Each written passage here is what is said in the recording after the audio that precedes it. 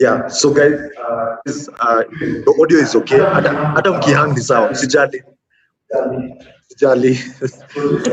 So Lisa, mkihang ni sawa. So what this means is from our side, Derek's signal is strong. So siongee sana. I'm not planning to talk. Lisa utatupatia speech. I think we uliza Derek vile nilikuwa nilimtext asubuhi. Aya. I was freaking out. Lakini you're good. You guys are good. Sasa yeah, you guys have time to set up, have a briefing with Derek, and then we shall start at 10:05. So that's cool. All the best. All the best. Okay, wacha nitoke. Aya guys, wacha niache watu kwa So the live also starts at 10:05. Yes, so we'll have the live will actually start at 9:50 in advertisement. No, we are playing advertisements. So when people join the call, people are just going to be waiting. Usijali, nyinyi mtaonekana na 10:05. The transition. Unaweza sengenyana.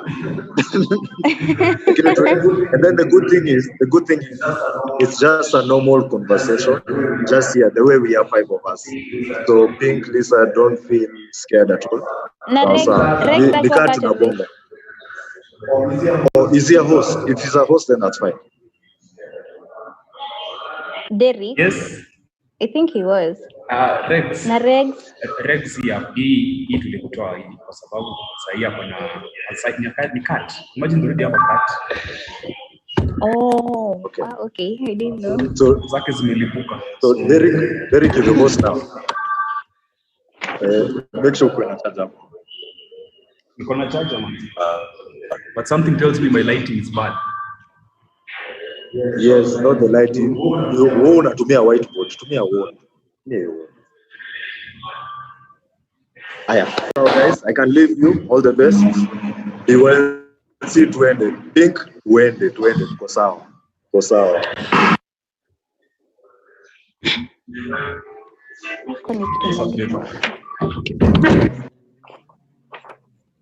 So bye guys. All the best.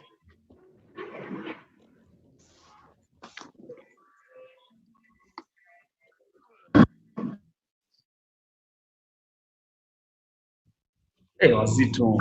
Just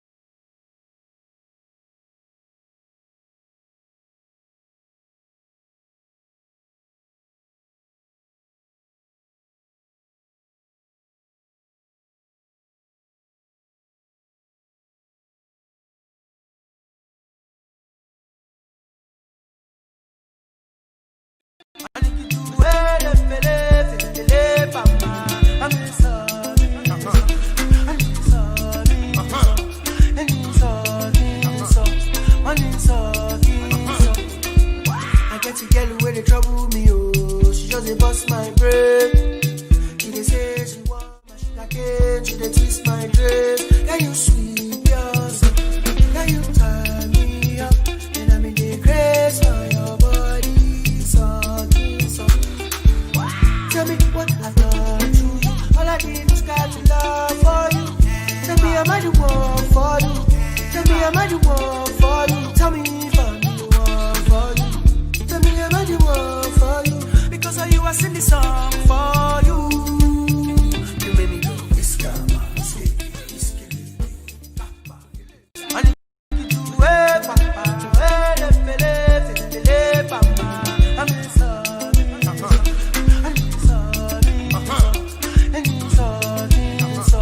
I'm sorry. I get a girl where they trouble me, oh. She just a bust my brain. She dey say she want my sugar cane. She dey twist my dress. Can you sweep yourself? Can you tie me up? And I'm in the grace for your body. So. Tell me what I've done to you. All I did was got to love for you.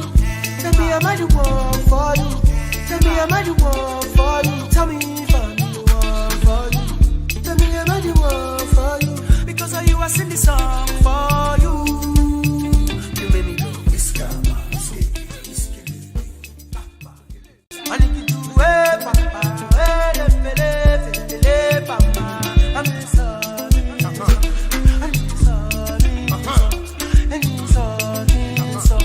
I'm sorry. I get a girl where they trouble me, oh. She just a bust my brain. She dey say she want my sugar cane. She dey twist my dress. Can you sweep yourself? Can you tie me up? And I'm in the grace for your body. So. Tell me what I've done to you. All I did was got to love for you. Tell me am I the one for you? Tell me am I the one for you? Tell me if I'm the one for you. Tell me am I the one for you? Because of you I sing this song for you. You made me go iska, iska. I need you to wait, papa. Wait, papa. I'm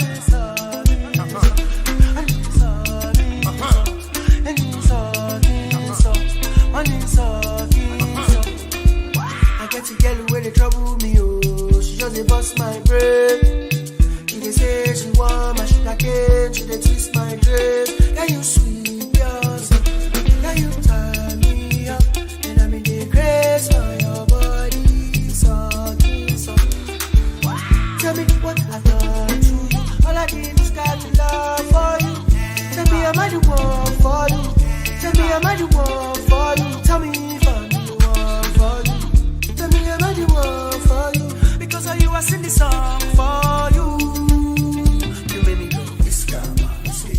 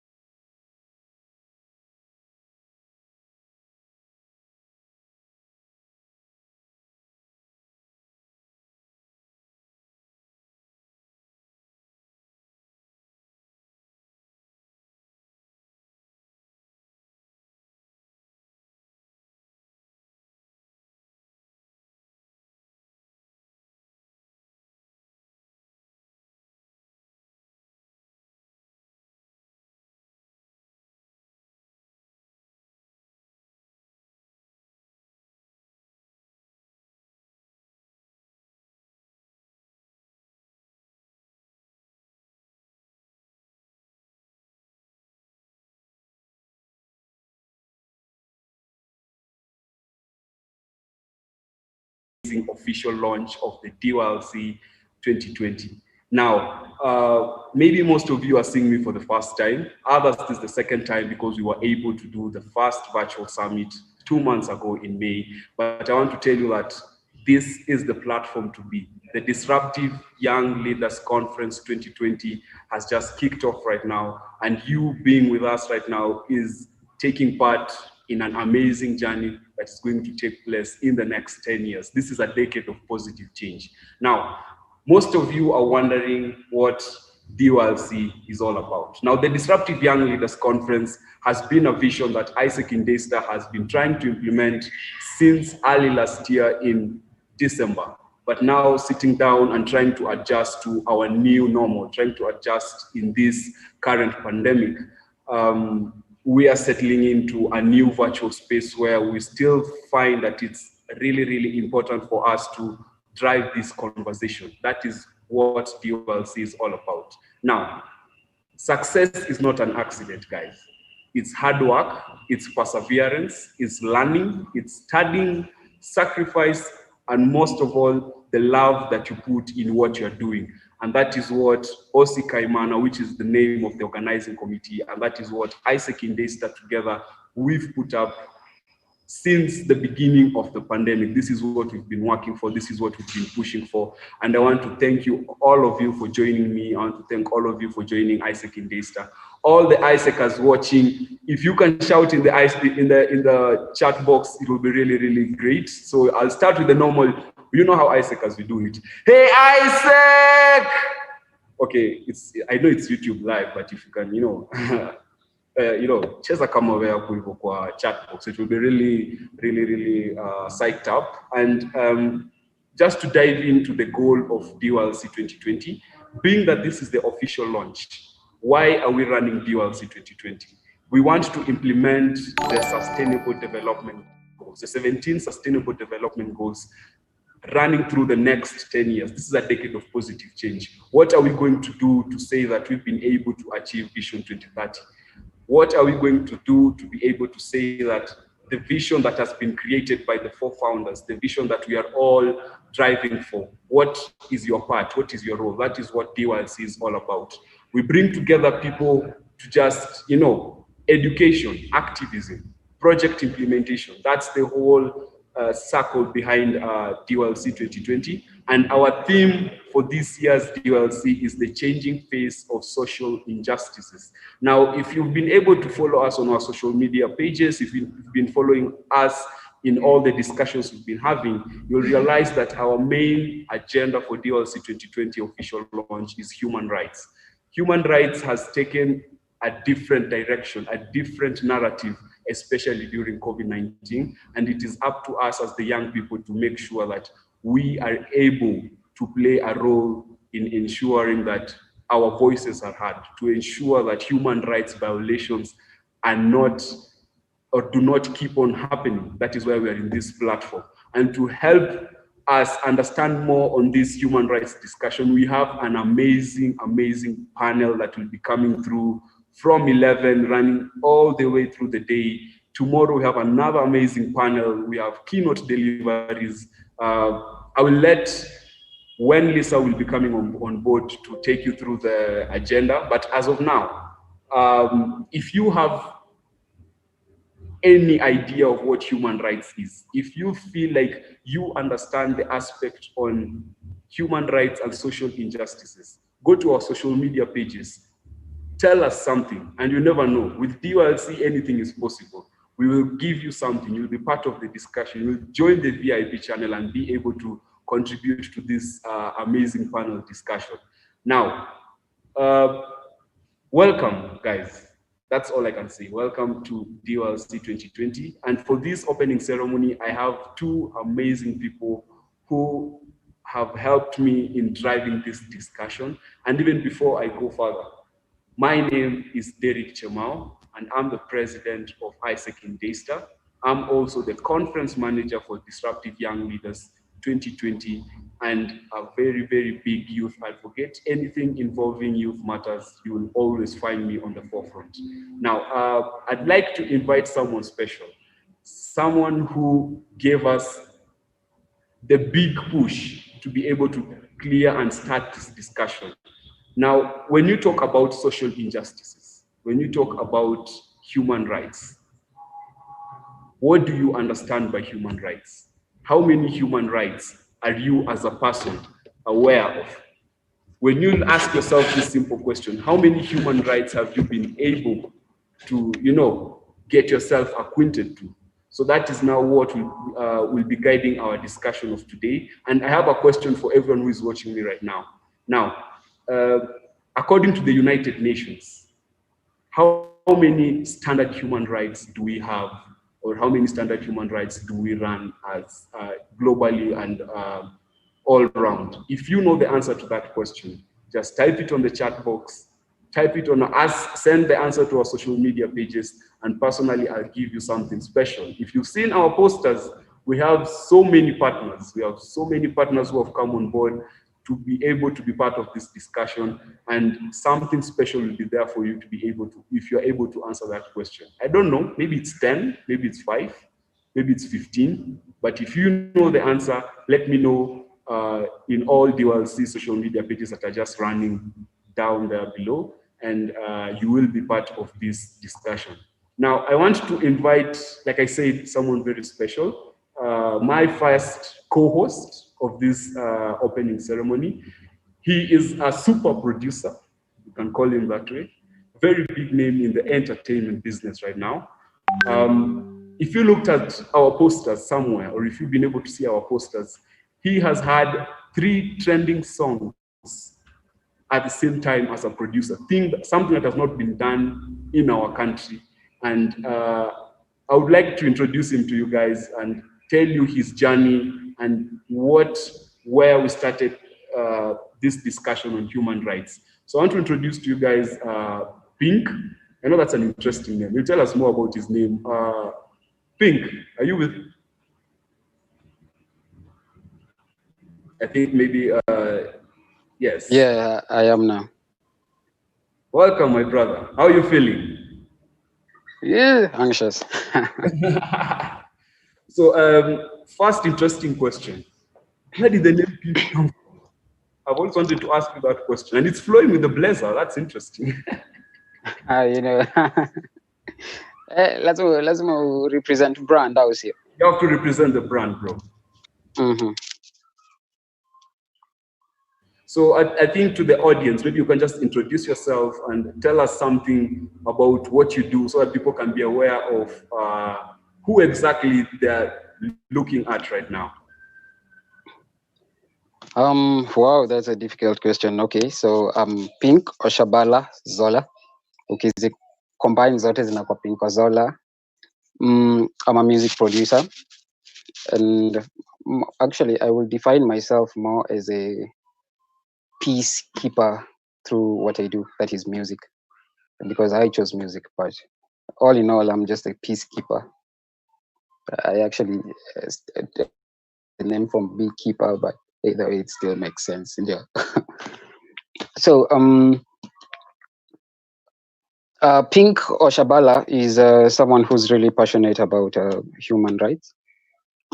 And okay, this question is really hard. I have so many things to define me, but all in all, let's just say Pink is music and music is me.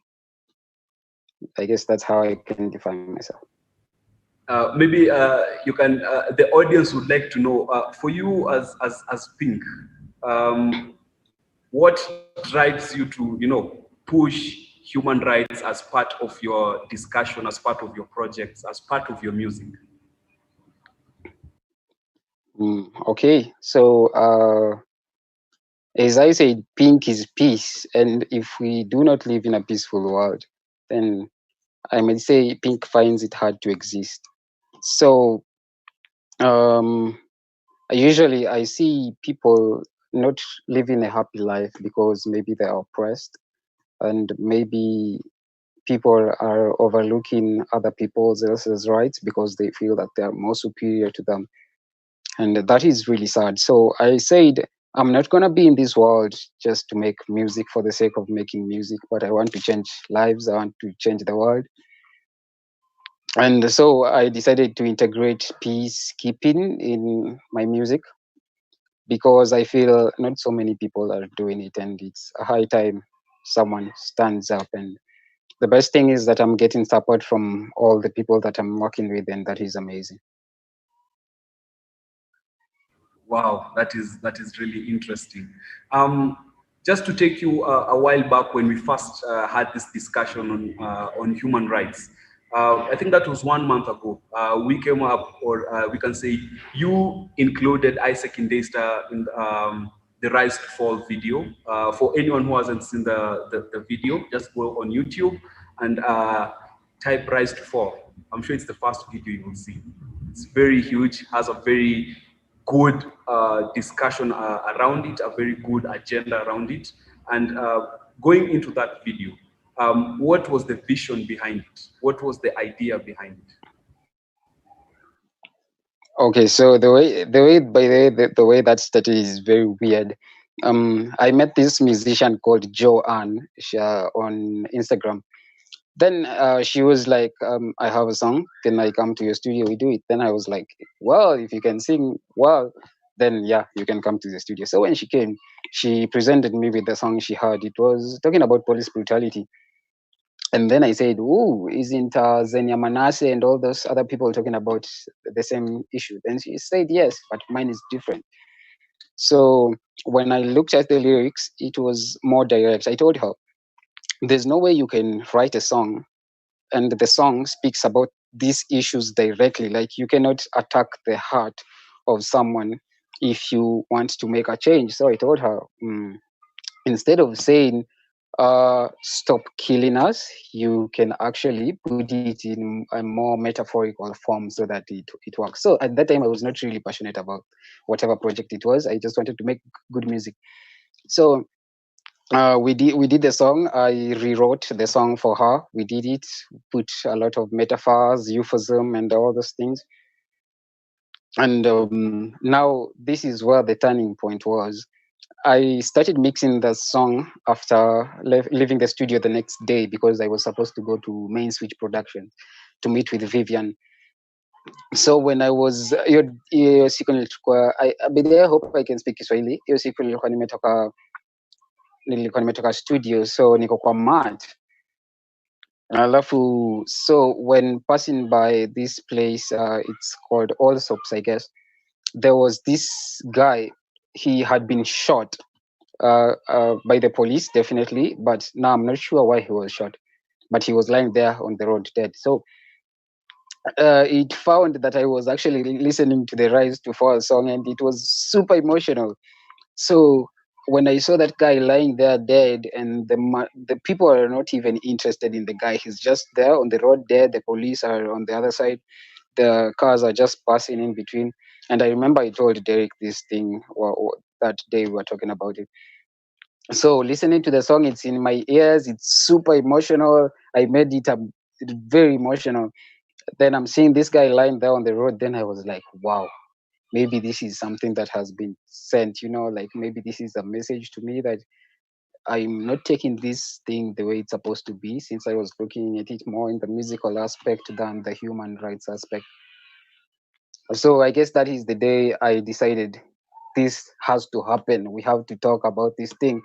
Though I'm not blaming the police for that one case, let's just say it motivated me, but I seriously don't know the story behind it. Maybe he was a thug and the police shot him in self-defense or whatever. But it reminded me that there is so much injustice and police brutality in Kenya. And I said, okay, when I leave Main Switch, I'm going to take this thing seriously. So it happened that I was talking to Lisa about the brutality. Then I remembered Lisa is in Isaac, and Isaac usually talk about these issues. So I presented her with the idea. She said it's okay. She'll discuss it with Derek. And now the thing about this project is that it has showed me so much. I presented this project to all the celebrities I know, and so many of them accepted to help me. So many of them refused. I'm not going to mention names, but so many of them refused. So many agreed to help. Anything that you could pause here, but it's fine. Yeah. So no, but one thing now this I have to talk about, and I'm sorry for talking about it, but I presented the idea to Boniface Mwangi also. I was given his number, and Boniface to me has always been someone who I admired because he used to speak about human rights. So when I presented him with the idea, apparently he refused, and I got so heartbroken. And nikakasirika at that given time. I didn't know why. I didn't know why he refused. So nikakasirika. And then a few weeks later, then I saw the video of that MP. I don't know if it was an MCA or MP being beaten in parliament, and it was at night.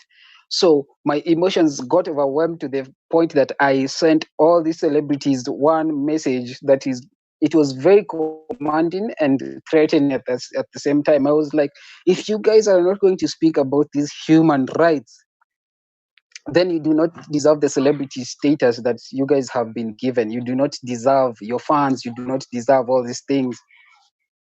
And I guess that threatened some of them, and they they decided to help.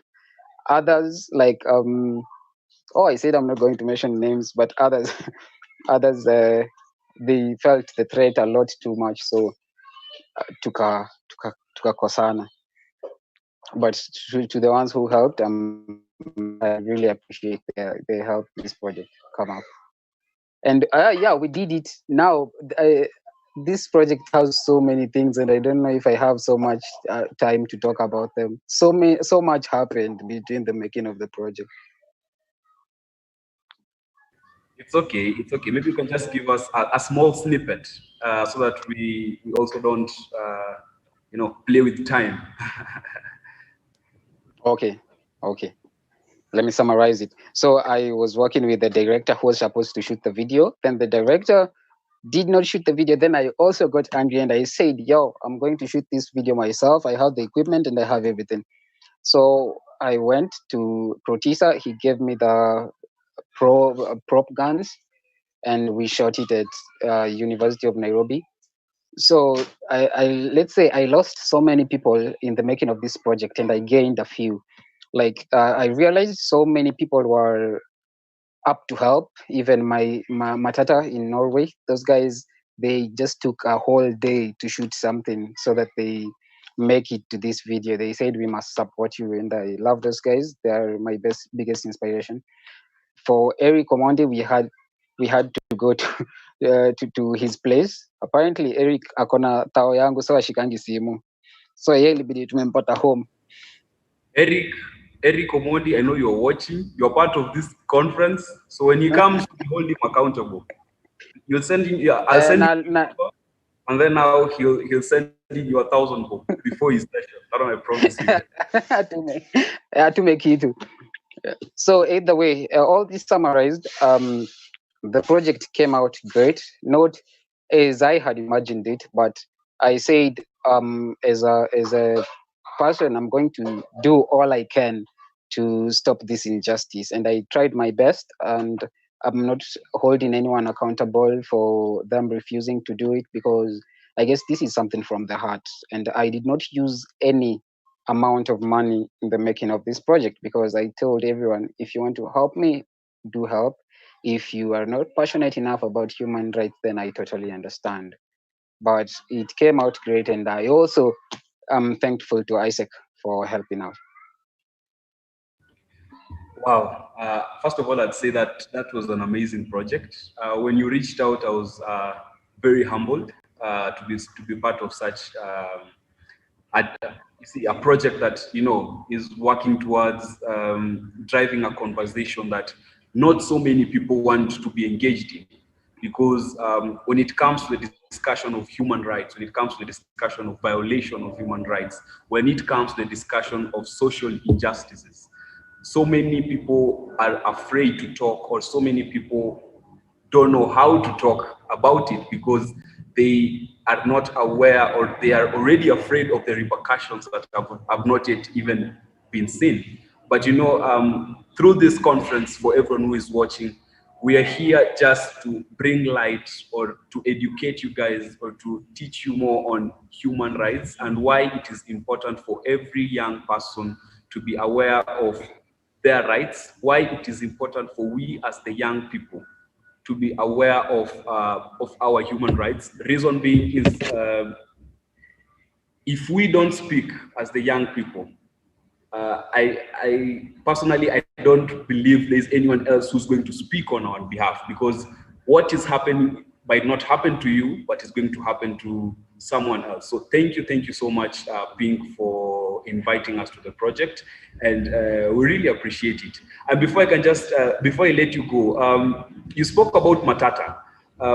Personally, I want to go to you as a producer. Working with all these artists, or some of you maybe, Pink has worked with so many interesting artists.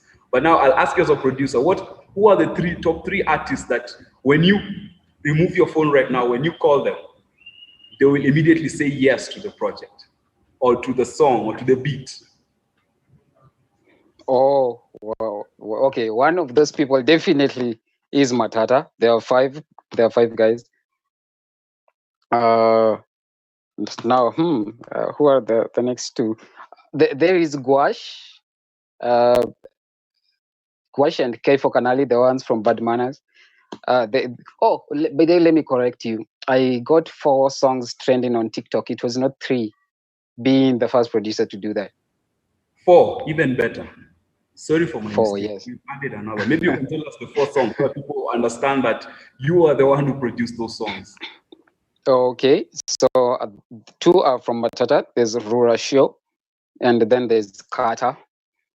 Then the 3rd one is Bad Manners, and the 4th one is not more a song, though I still produced it, but it is a dance challenge by the FBI dancers. Wow. So what drives you to work with a certain artist? What do you look for? Before we just officially kick off this conference, what drives you to work with one artist or this kind of artist? What is that one aspect that really just stands out for you? Oh, okay. So for me, I'm usually difficult because I feel like we don't really just need to do music because we're doing music. So the one thing I usually look at is talent, and I'm really sorry. I know I shouldn't be looking at that. Maybe I'm a vocal coach, so I should teach people how to sing or rap or whatever. But I'm only human, so the first thing I usually look for is talent, and that saddens me because I shouldn't be looking at it. But the second thing is seriousness. Now, this has affected me with so many people, and mostly people who are out of Kenya. You find that I am purely and very dedicated to something that I'm doing, and I usually put on timelines that I need to achieve such things. Now you find that the musicians want to work with their own time. They do not want to work with a shared amount of time that we're supposed to do. So seriousness to me is of the utmost important. And I've turned down so many big artists because they were not serious. They wanted me to work with their time. And I guess that is unacceptable to me completely. You are the producer, so your style matters. If that is your style, people have to respect your style. Thank you so much for being part of this opening ceremony. Actually, I remember it was very short notice, but you've always played a very, very huge role in supporting Isaac in Daystar. So for everyone who has seen Pink here, go to YouTube, watch all the music videos, but I'm sure most of you are aware with most of the songs. We have Kata, we have Ratio, we have my personal favorite, Bad Manners. I was telling Pink that song gave me psych yesterday when I was, there's that tension before you come into a live event, before you come into a conference. And thank you so much for playing your role very well, Pink. We really appreciate it. Now, you forgot one thing, Derek. Yes. You were asking me.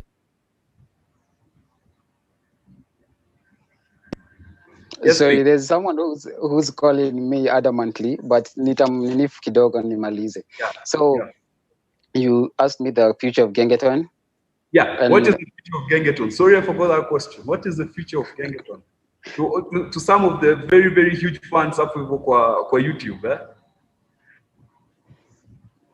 Okay. What guys in Kenya don't realize is that Gengeton is really big outside Kenya.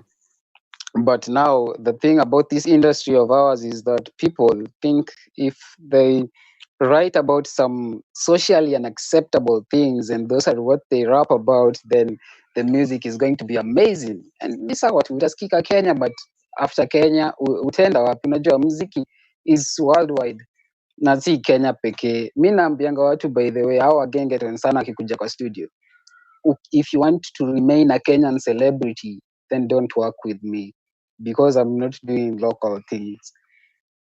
Na wanasemanga we ni mtiaji nini nini, but they still end up coming. You don't do local. So for me, the features Gengeton is that it is going to transform, and it's going to leave a lot of people behind, and it's going to go with a few more people ahead.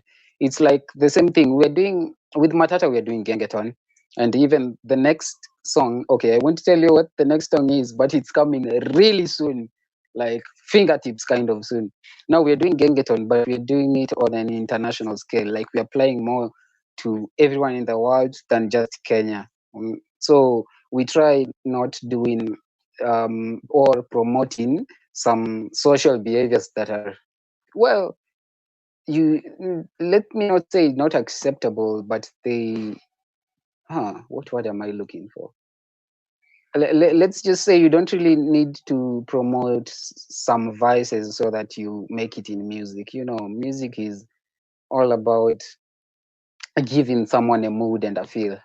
And if you can do that without speaking so much about, drugs and everything, then it's amazing. So Gengeton is going to transform, and it's going to transform into something else. And it's going to leave a lot of people behind. Now that's the most important part. Wow. So guys, you've heard it from Pink.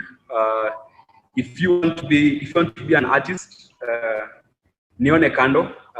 I'm very good at convincing Pink, as much as he's a very hard person. we can talk, and then now he will help you out.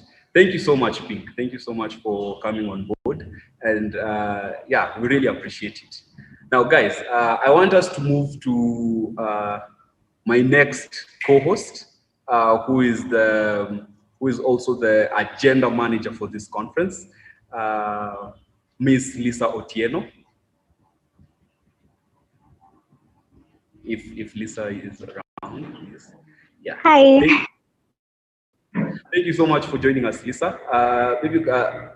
For everyone who is seeing Lisa right now, Lisa is the Vice President Isaac Indesta in charge of talent management. And she's also the agenda manager for DYLC 2020. So when it goes to the records as a 10-year conference, this is our first agenda manager. She is making history as you see her. So Lisa, maybe you can drive us through the agenda together with the rules of engagement before we now kickstart the conference. Okay, thank you so much, Derek, for that introduction. So I'll just go right to it. So as you all know, DYLC is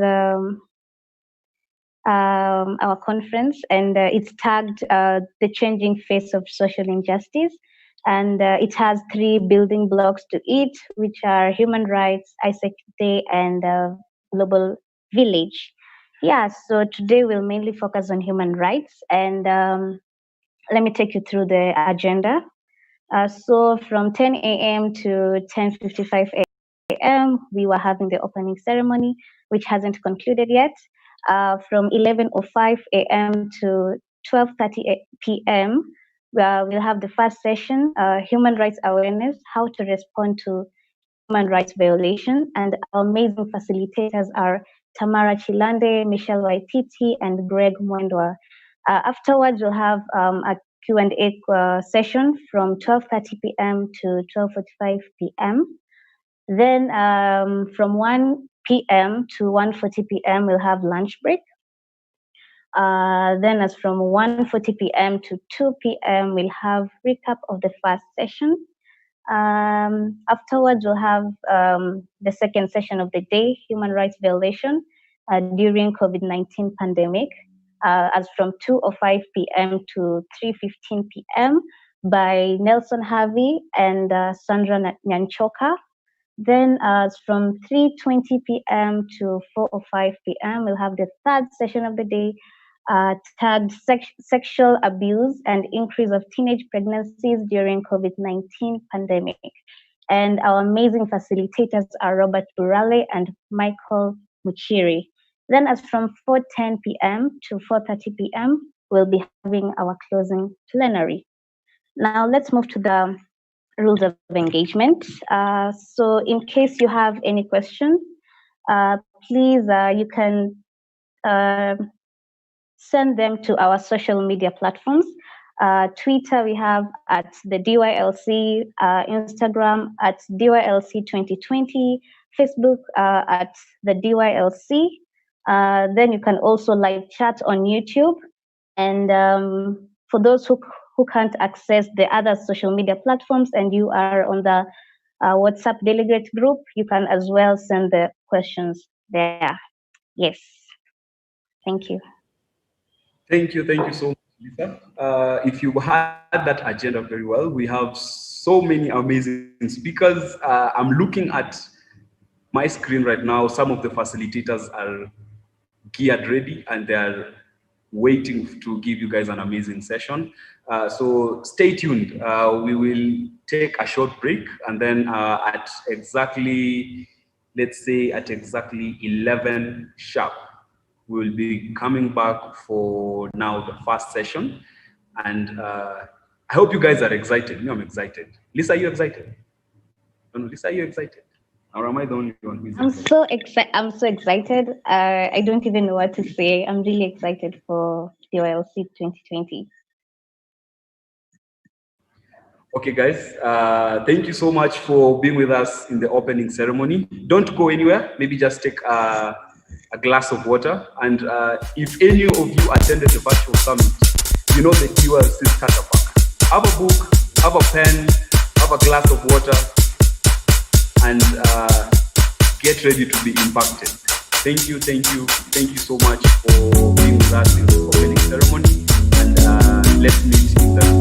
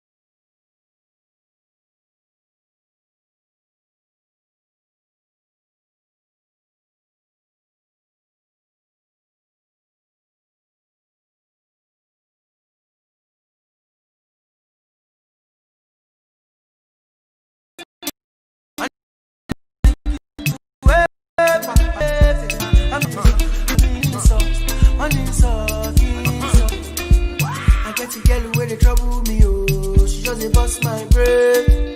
She they say she want my sugar cane. She they twist my dress. Yeah, you sweet yourself. Yeah, you turn me up. And I'm in the grace for your body. So. Tell me what I've done to you. All I did was got to love for you. Tell me I'm the one for you. Tell me I'm the one for you. Tell me if I'm the one for you. Tell me I'm the one for you. Because I'm for you. You made me go this guy. I need you to I'm sorry.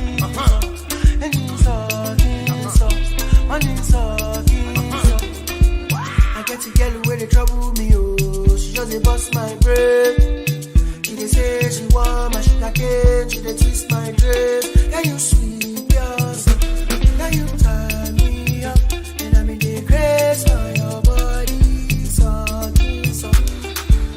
Tell me what I've done to you. All I did was got to love for you. Tell me I'm the one for you. Tell me I'm the one for you. Tell me if I'm the one for you. Tell me I'm the one for you. Because of you I sing this song for you. You made me go this guy. I need you to papa. I'm sorry. I'm sorry. I'm sorry.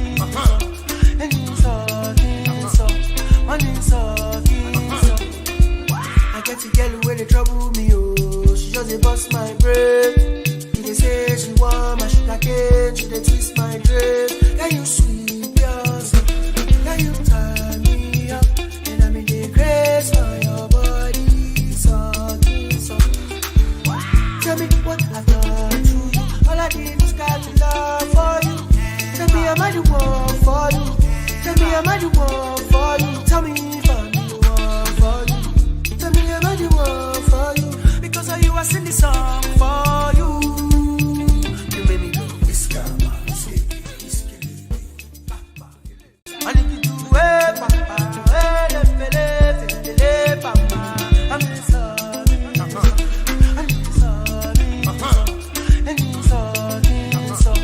I'm sorry. I get to get where they trouble me, oh. She just they bust my brain. She they say she want my sugar cane. She they twist my dress. Yeah, you sweet yourself. Yeah, you turn me up. And I'm in the grace for your body. So. Tell me what I've done to you. All I did was got to love for you. Tell me I'm the one for you. Tell me I'm the one for you. Tell me if I'm the one for you. Tell me I'm the one for you. Because of you I sing this song for you. You made me go this guy. I need you to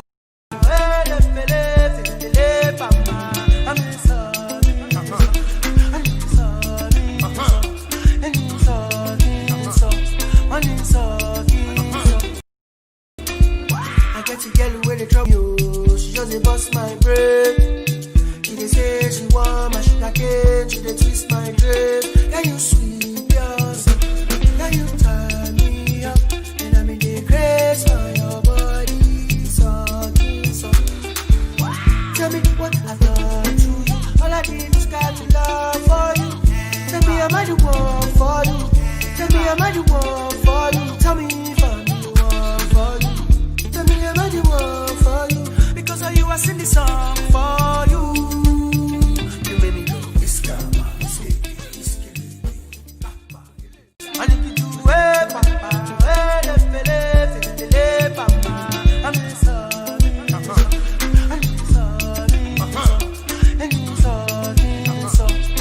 sorry. I get to get where they trouble me, oh. She just they bust my brain. Hey, she want my sugar cane. She they twist my dress. Yeah, you sweet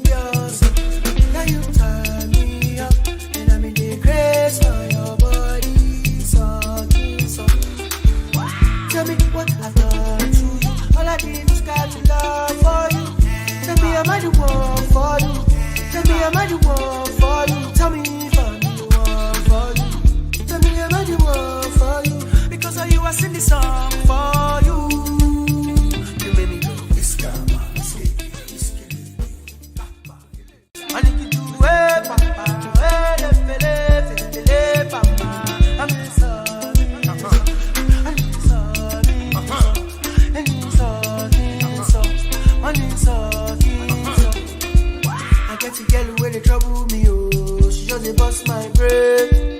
She dey say she want my sugar cane. She dey twist my dress. Yeah, you sweet yourself. Yeah, you turn me up. And I'm in the grace for your body. So. Tell me what I've done to you. All I did was got to love for you. Tell me I'm the one for you. Tell me I'm the one for you. Tell me if I'm the one for you. Tell me I'm the one for you. Because of you I sing this song for you. You made me go, it's karma. I need you to wait, papa.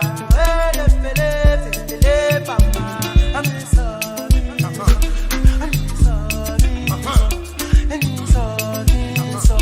I'm sorry. I get a girl where they trouble me, oh. She just dey bust my brain. She dey say she want my sugar cane. She dey twist my dress. Yeah, you sweet yourself. Yeah, you turn me up. And I'm in the grace for your body. So. Tell me what I've done to you. All I did was got to love for you.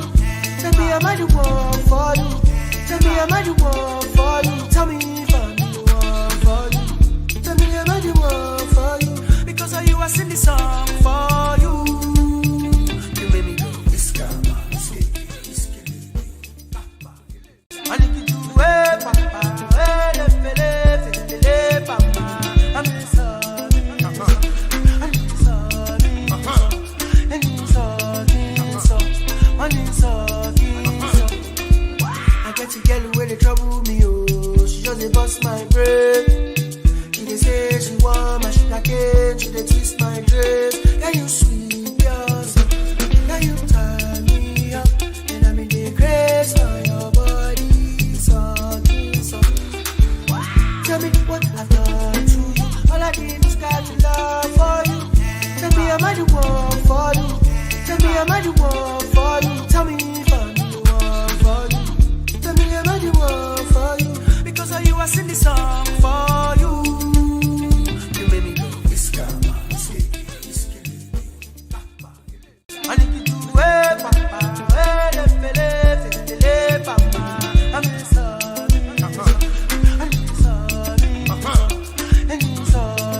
sorry. I'm sorry. I get a girl where they trouble me, oh. She just dey bust my brain. She dey say she want my sugar cane. She dey twist my dress. Yeah, you sweet yourself. Yeah, you turn me up. And I'm in the grace for your body. So. Tell me what I've done to you. All I did was got to love for you. Tell me I'm the one for you. Tell me I'm the one for you. Tell me if I'm the one for you. Tell me I'm the one for you. Because of you I sing this song for you. You made me go, it's karma.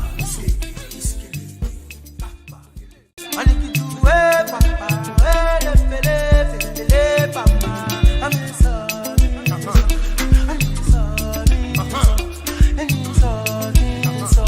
I'm sorry. I get a girl where they trouble me, oh. She just dey bust my brain. She dey say she want my sugar cane. She dey twist my dress. Yeah, you sweet yourself. Yeah, you turn me up. And I'm in the grace for your body. So. Tell me what I've done to you. All I did was got to love for you. Tell me I'm the one for you. Tell me I'm the one for you. Tell me if I'm the one for you. Tell me I'm the one for you. Because of you I sing this song for you. You made me go, it's karma. I need you to wait, papa. Wait, papa. I'm sorry. I'm sorry.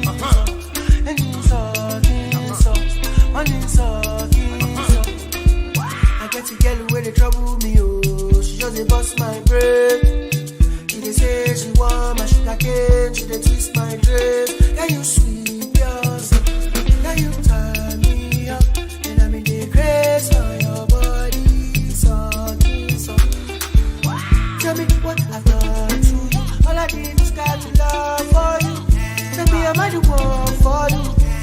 am I the one for you? Tell me if I'm the one for you.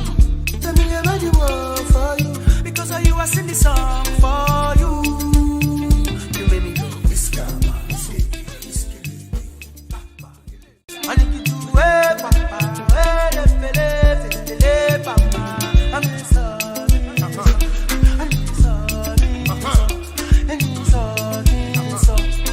sorry, I get to get away, they trouble me, oh. She just they bust my brain. She they say she want my sugar cane. She they twist my dress. Yeah, you sweet, yourself. Yeah, you tie me up. And I'm in the grace for your body. So. Tell me what I've done to you. All I did was got to love for you. Tell me am I the one for you? Tell me am I the one for you? Tell me if I'm the one for you. Tell me am I the one for you? Because of you I sing this song for you. You made me go, it's karma, it's killing. I need you to wait, papa, wait, papa. I'm sorry.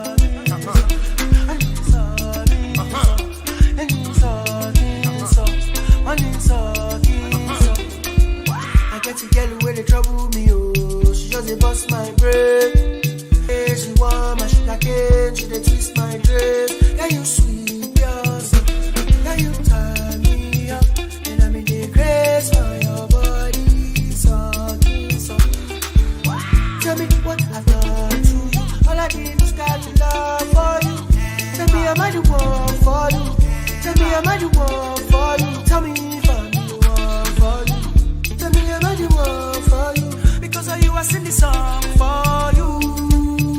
You made me go, it's karma, it's killing. I need you to wait, papa, wait, papa. I'm sorry,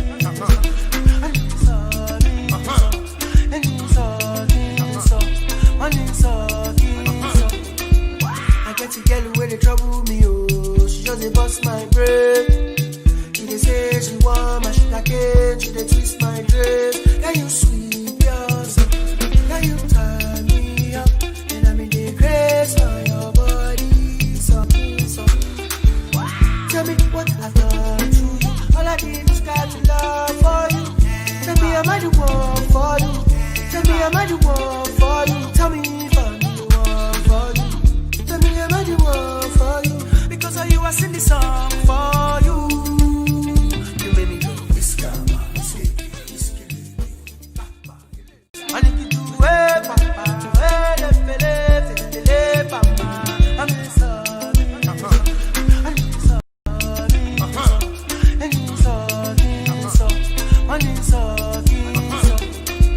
I get to get away, they trouble me, oh. She just they bust my brain.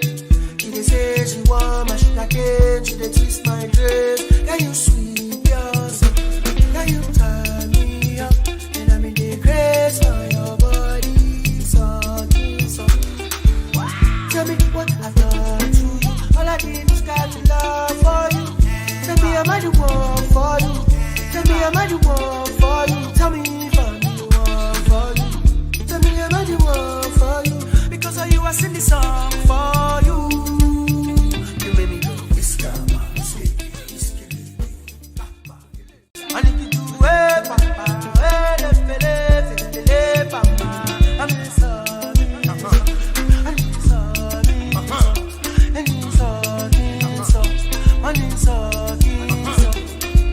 I get to get away, they trouble me, oh. She just they bust my brain. She they say she want my sugar cane. She they twist my dress. Yeah, you sweet, yourself. Yeah, you tie me up. And I'm in the grace for your body. So. Tell me what I've done to you. All I did was got to love for you. Tell me am I the one for you? Tell me am I the one for you? Tell me if I'm the one for you. Tell me am I the one for you? Because of you I sing this song for you. You made me go, it's karma, it's killing. I need you to wait, papa, wait, papa. I'm sorry.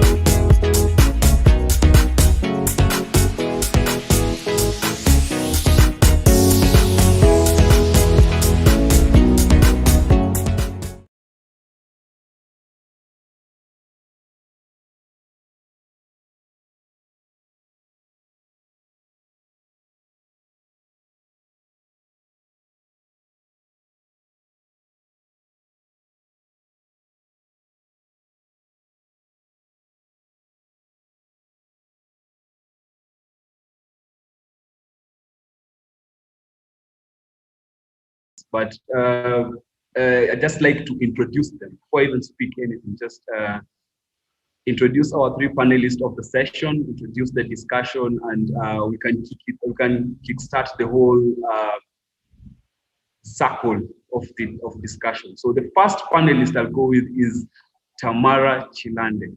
Wow, you'll understand why I've come back to wear my blazer. I just didn't want to stand out that much. So Tamara, how are you? I'm very fine, thank you, Derek. How are you? I'm doing fine. I'm doing fine. Thank you for upping the stakes in the conference. It's a virtual conference, but the stakes are so high. Thank you so much. Welcome to the session. How are you feeling? How's COVID-19 treating you? Wow, it's a big blow for me. There's so many new things I've had to learn, had to, change about my way of doing things. I mean, we've all had to change and sort of just marry this whole virtual, virtual thing that we have to engage with. And to be more precise, you realize you just can't move around without checking who's next to you, without checking whether you have your sanitizer, without checking, whether you have your mask on. Several times we leave the house and then you remember, oh, I forgot my mask, and you have to run back for your mask. So there's so many new things that I've had to, introduce into my normal life. And to be honest, it's been a bit difficult, but we're trying. I mean, we're used to it. Look at us having a conference, and it's just about to be successful, and it's virtual. Yeah, it's a virtual conference. Yeah. First of its kind. For everyone who is watching, this is the first official virtual conference. 3 days. Let me burst my bubbles because Tamara started, not me. Thank you guys for joining again. So Tamara, tell people, who is Tamara Chilande? Who, when they see you, who are they talking to? Okay, Tamara Chilande. I am a lawyer by profession. I am currently at Kenya School of Law undertaking my ATP program. I am delighted to be here, first of all. And one thing that I would like to say before I say anything is that I am a big supporter of human rights and human rights education, and the whole thing about human rights and the whole topic and just everything to do with human rights, by the virtue that I am a human. I am human, and because I am human, I just find myself I cannot separate the talk about human rights and Chilande Tamara Nabutola. So yes, so I'm very delighted to be here and to be speaking about this topic, and I can't wait to hear what the other panelists have to say. And thank you very much for having me on this panel. You said something very, very key. By the virtue that you are a human, human rights is part of you. I hope everyone has taken that into consideration. To our second panelist, I think because we have 2 ladies and 1 gentleman, let the gentleman go next. So we have Mr. Greg Mwendwa from our first official partner of DYLC 2020, Amnesty International. Greg. Yes, thank you very much for this opportunity, Derek, and to my fellow panelists, Tamara and Michelle. It's a pleasure to meet you for the first time, I'm really glad to be here and to be invited and to partner with ISEC, having known about your work from when I was in campus. That's about 10 years ago. Sounds like a long time ago, but I'm a teacher. I'm a trained teacher. My other name in the streets is Mwalimu Greg Tendwa. I appreciate the role education plays in shaping our lives, in shaping our attitudes, in bringing us closer to knowledge that we so much pursue. For Amnesty International, I design learning programs for various audiences. I design learning programs for young people in universities. I design another program that I'm designing right now is for accountants and auditors from the Institute of Certified Public Accountants of Kenya. Another program that we have also designed is for teachers, also working closely with Teacher Service Commission. So this is my work. So I apply my background in education and teaching to design learning programs that incorporate the use of arts, culture, technology, and media for delivery. So whether they are virtual classes or whether we bring in an element of popular culture into the learning, or whether we bring in the use of arts, generally the use of the arts into the work. So that's sort of where my work lies, and I'm really pleased to be speaking to this audience here today. Thanks for inviting me, and my director will also be coming to speak, I think, tomorrow, and my other colleague who's not here but has played a very critical role since his regards, that's James Kimila, our officer in human rights education, who supported the organizing of this conference. So thank you very much, Derek, and everyone else. I'm looking forward to a great time ahead. Thank you so much, Greg, for that introduction. Personally, I'd say you're a jack of all trades. You are in the employment business, you have employed yourself, and you are also a DJ. You often say you're a DJ. People don't know. Greg is a DJ. Mwalimu Greg, wow, that's interesting. And just that you guys understand how Amnesty has played a very, very huge role in this conference.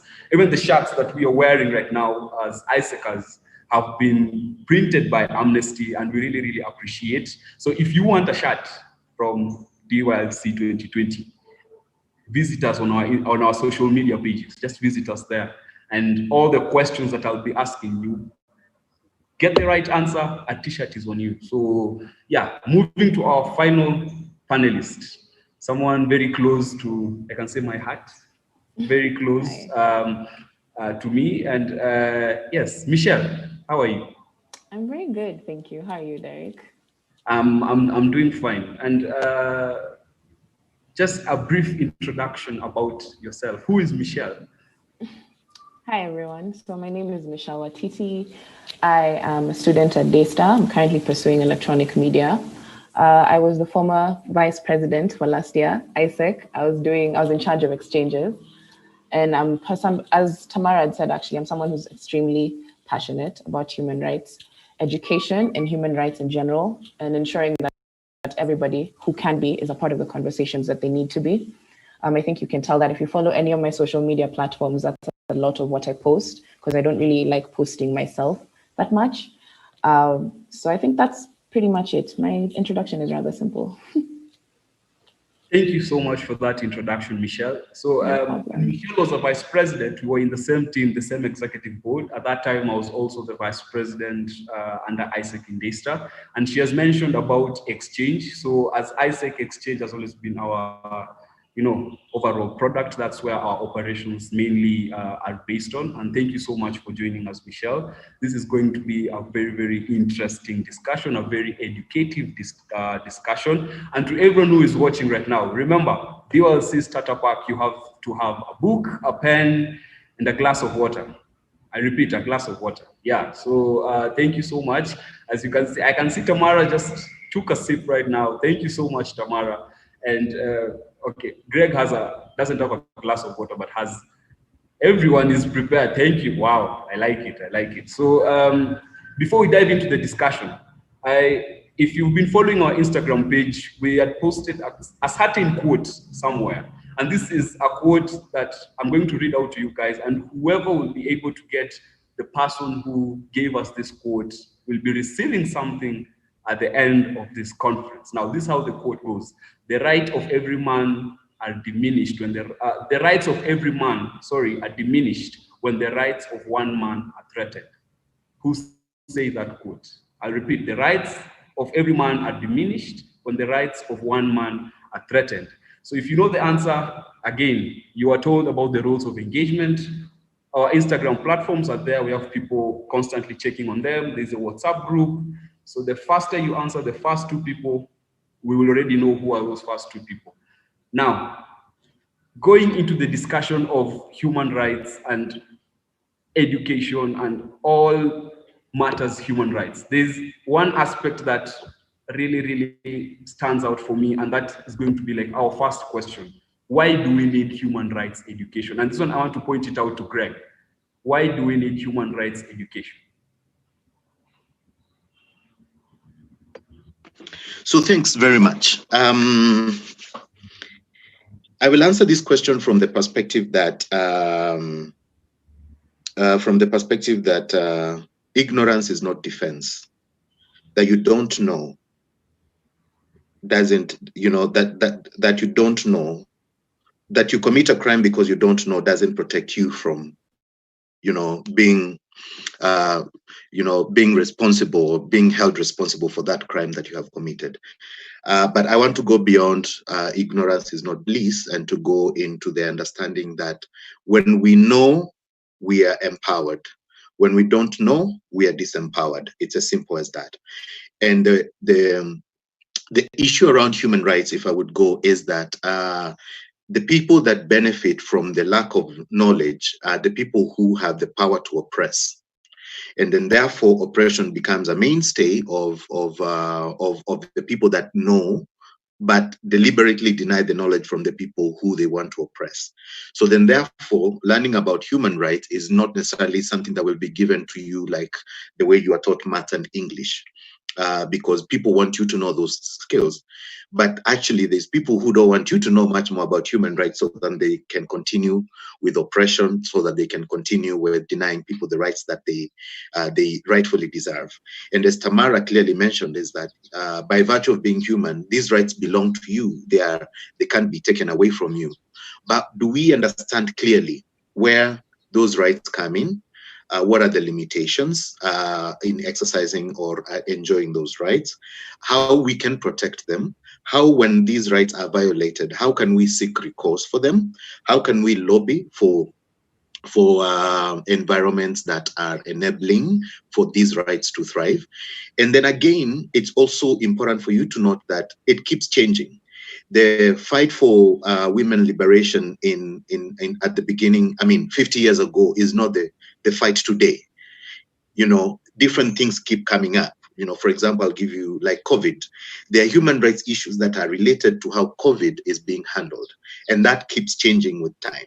So then therefore, human rights education helps us to be able to identify what human rights are, how those rights apply within our environment, how we can protect them, how we can promote them, how we can seek recourse for when violations happen, how we can lobby for a better environment within which rights can prevail. And for you to be able to do this in the rightful manner and to move from what people have always branded as those Hakieto people, because the only thing that they hear people saying is like Hakieto, they don't really understand the nitty-gritties of that. Human rights is an important component of our growth and development process. In fact, one of my intentions is to have it integrated from the primary school curriculum through high school, through college, so that at every stage of the way of your learning and development process, you interact with these things. Because when I respect Tamara's space, when I respect Michelle's space, when I respect Derek's space, we have a better environment and we can interact in a way that is mutually beneficial for all of us. And this is why I feel the importance of human rights education stems from. Wow, that is so nice, Greg. You really dived into the question. That just a follow-up. So I just want to do a follow-up to Tamara. Looking at the country right now, looking at the young people, do you feel, or do you believe, or do you think we as the young people in Kenya, are we at that stage where we are aware of our human rights? Thank you very much, Derek, for that question. First of all, I would like to respond to the first question that you asked Greg, where you asked, why do we need human rights education? And then I would like to link it now with what you've just asked me about the young people and whether we know our rights. I cannot generally say that we all are aware of our rights, because there's so many instances where human rights are being violated on a peer level. You find that you're not even aware that you're violating your friend's rights, but you're actually violating their rights. And that calls on all young people to get education about human rights. It's a very, very important and key aspect in your life to just know whether what you're doing, what you're saying is discriminating or sort of making a fellow human being feel less human about themselves. So as a young person, if I walk to my friend and tell them, oh my gosh, you're so tall, and the look on my face shows some sort of disregard of how they look or how they appear, on that instance, if I don't know my human rights and if I don't know that I need to respect, promote, protect, and fulfill another person's human rights, then I really cannot say that I know about human rights and that I know and that I am aware of what human rights are and that I actually have an obligation to protect them. So as a young person, you would ask yourself, I mean, any viewer at this point, just ask yourself, in the last day or two, have I said something that has made a fellow human being feel less human of themselves? And if the answer is yes, then that calls on you to be more educated about this topic, to know more about human rights, and to be very aware of what position you are at and whether you need to protect someone else's human rights, you need to promote someone else's human rights, whether you need to ensure that this person is fulfilling their humanly nature and does not feel less human because of maybe some utterances that you've made or some actions that you've made. Yes, so that would be my response to that question. Thank you so much, Tamara. And just through that discussion, first of all, I want to send a personal apology to a very good friend of mine, Sam Bubwa. I know yesterday I made you feel less of a human. I was not aware of my rights, it seems. So I want to send that apology. And you've really touched on the aspect of, it's not just about knowing the numbers of human rights that are there. It's not just knowing that you have to be aware of freedom of speech or something like that. It goes beyond acting and, putting it into practice. Thank you so much, Tamara. Maybe the same question to Michelle. Being peer-to-peer, why do we need human rights education? I think they've pretty much said anything, but there's basic rights, freedoms, and dignities that I think every single human being on this planet deserves, and in this Kenya deserves. And the importance of human rights education is making sure that not only does everybody know, what their rights are, it's that even people who, I think human rights education, it sort of ends where somebody's privilege starts. Everybody knows their human rights up to a certain point, but if a certain issue doesn't affect you directly, you're probably more likely to not know about it. So I think the importance of human rights education is so that you can sort of diversify everybody's thinking and how they approach certain topics. Like Tamara was saying, ensuring that even if I may not understand the person next to me's exact situation, that at every point and at every conversation or any interaction that I have with them, I'm treating them as a human being, as an equal, not somebody who is less than I am for whatever differences or whatever challenges that they may have. Yeah. Thank you so much, Michelle. And talking through the whole aspect of educating one person on human rights, how do I teach human rights education when personally, let's say I have never studied about it? What if I cannot answer someone's question? How do I go about such a circumstance? Okay, I think start with Michelle, and then okay. For me personally, I'm not somebody who has studied human rights or even is working towards that as a career per se. I think the best thing would be to start by listening to people. A lot of something that I've noticed, especially during this COVID pandemic, is when people were, for example, the Sabasaba March, people were saying, oh, Kenyans are not angry enough. That's why nobody's joining any of these conversations. And I think that's a very privileged thing to say.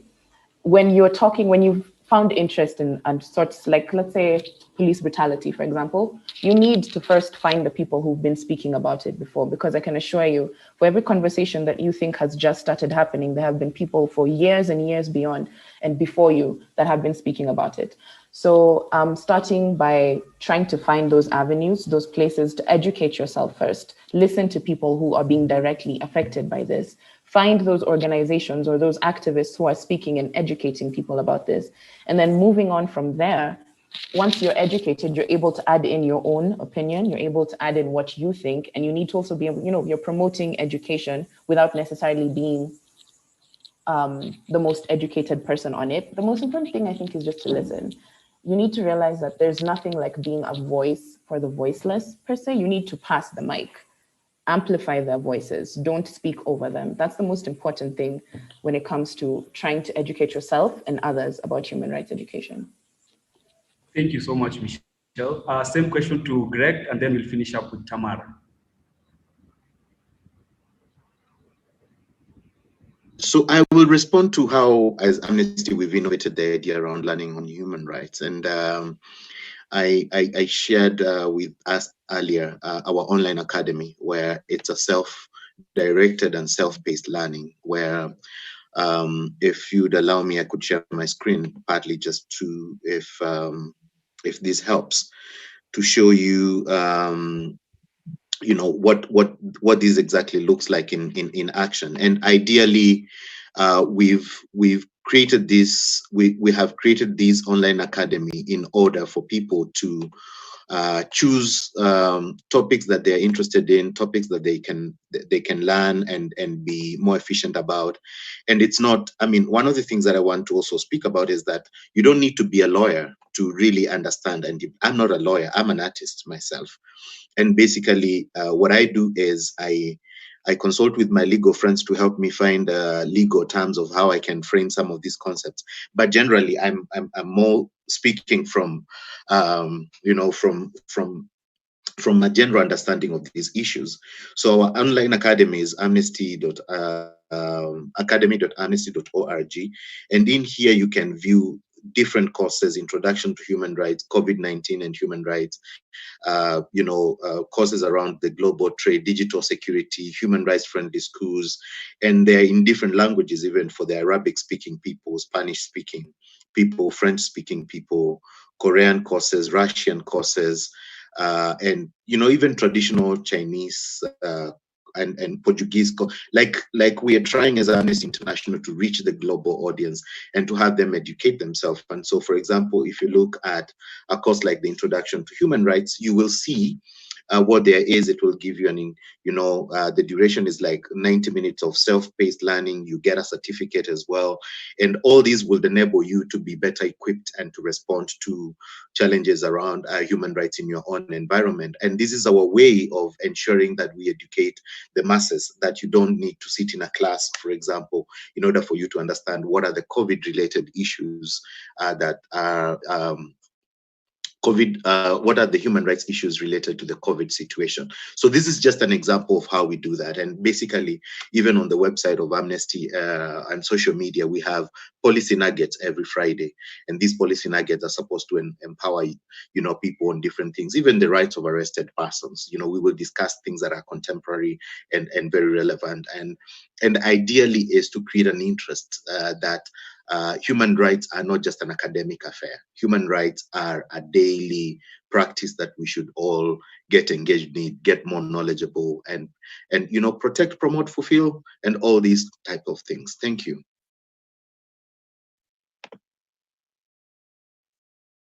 Derek, you are muted.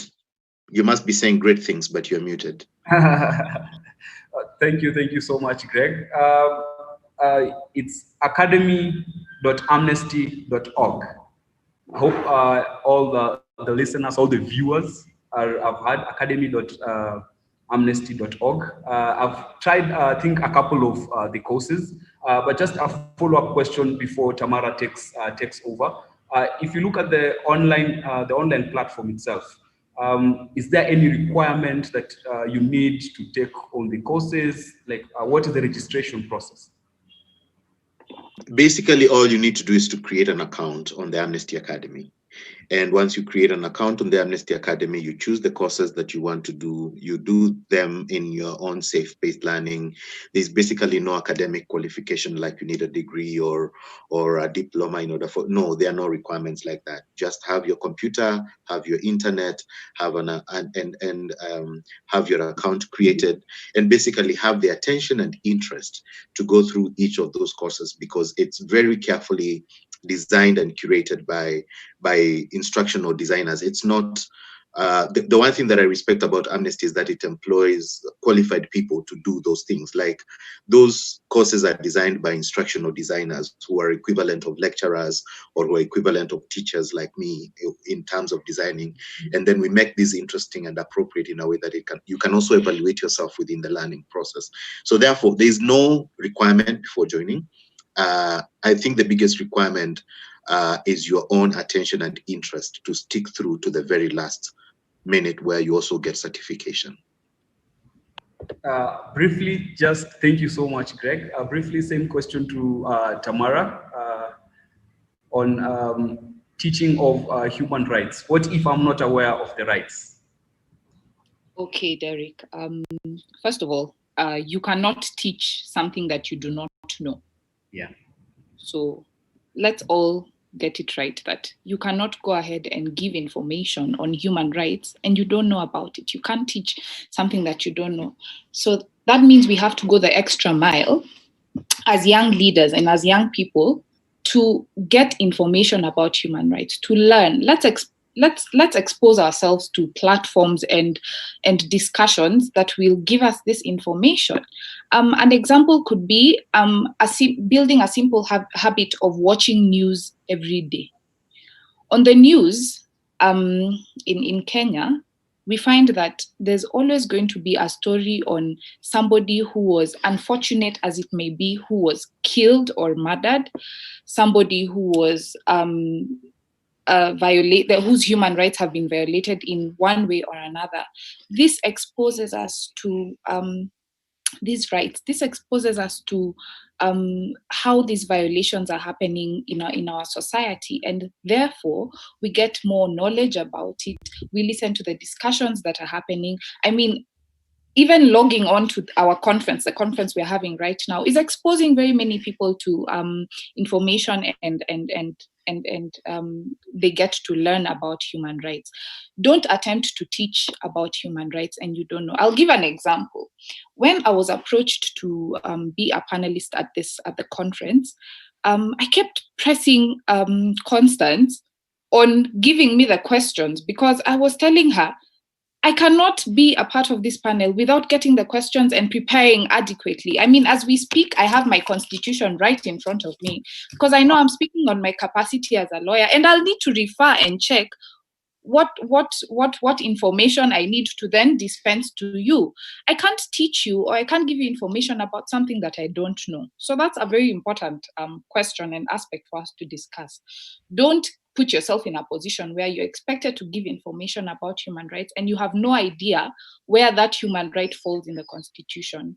Let's be wise about that. Let's read newspapers. Let's watch the news. Let's read the Constitution. Let's log into Amnesty Academy, create an account, and let's explore human rights and learn about it. Yeah, that's my response. Thank you so much, Tamara. And just going to the next question, to just still with you, Tamara. Now, as a person, let's say I, as Derek, I'm now fully aware about human rights. Now, someone will ask, how will human rights play a role in what I'm doing in my community? Do I, like there are those questions that just pop up when you ask, okay, so I've learned about human rights, I've been able to dispense one or two ways, but now how does that play into my community? Okay, that's an amazing question, Derek. Thank you very much. Number one, after you get educated about human rights and you read the Constitution, you read the Universal Declaration on Human Rights, you will get to learn that there are rights that are universal and cut across, and it does not matter where you are, or it does not depend on where you are for you to enjoy these rights. An example for that is a freedom from discrimination. In my opinion, this is a right, or this is a freedom that is explored or is enjoyed by everyone, regardless of your race, color, gender, location, But there are some rights that vary. There are some acceptable variations that are put into place in terms of enjoyment of these rights. I could give an example of right to education for purposes of this discussion. A child who who is in a developing country may not necessarily enjoy their right to education as a child who is in a developed country. Let's give an example of the number of schools in a certain location in a developed country. You'd find that all children who live in a certain area are expected to go to school in the closest school, which is probably a 5-minute walk away. So children can walk to school and walk back. That allows that child to fulfill their right to education very easily, in a very easy manner. But you see, when you come to a developing country like Kenya, look at a location such as Turkana. How many schools are in one particular location? But you see, the fact that there's a school maybe 10 kilometers away from this child, that still means that this child is exploring their right to education. You can't say this child has been, the right of this child to education has been violated. So you need to be aware of your surrounding. You need to be aware of these different rights that are explored differently. And then now when it comes to your society and when you're working, apply yourself adequately and know what amounts to a human right violation, depending on which right you're discussing. If it's right to life, it doesn't matter whether you're in Turkana or New York for purposes of discussion. Right to life is right to life. Freedom from discrimination is freedom from discrimination. But things like right to health, right to education, right to proper housing, they vary. There are some acceptable variations depending on the cultural and society where these rights are being explored and fulfilled. Yeah, so I hope I've answered your question. Yes, you have. Yes, you have. Yes, you have. And just through that same discussion, maybe I can go to Michelle. So Michelle, when we are all talking through this discussion, talking about human rights, how do you know that human rights education works? You know, does it really change attitude and behaviors? And is there any proof that has been put in place to, you know, showcase this? Okay. I think personally, let me just start by saying I don't have any tangible like sources or anything. So I'm speaking from my own personal experience. Human rights education, it does work to an extent. Like I said, it really depends on the person and where the privilege ends. It depends on whether you're willing to look past where you are. I think it would work because now I would use the example of when I approached you for this conference. At first, I think you had planned to go a completely different direction, but I really thought that we have a chance, you know, to make this thing more impactful than it would have been had we just chosen to do anything else, especially considering at that time when I approached you, there were a lot of human rights violations happening just, you know, around us constantly on the news and everywhere else. And I felt as young people, it was important for us to be a part of that conversation rather than to close ourselves off, whether or not it directly affects us. And I think now that like you and Isaac in general would be proof that it does work, because after talking to several people, you know, conversing with the right people, liaising with the right people, you realized, you know, where you fall sort of in the human rights discussion, and it facilitated this conference happening.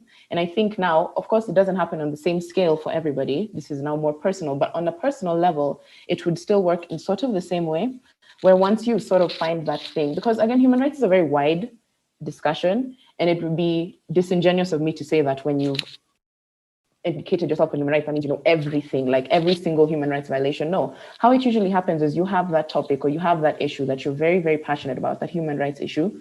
And when you educate yourself on that, you're much more likely to sort of want to widen your horizons, I would say.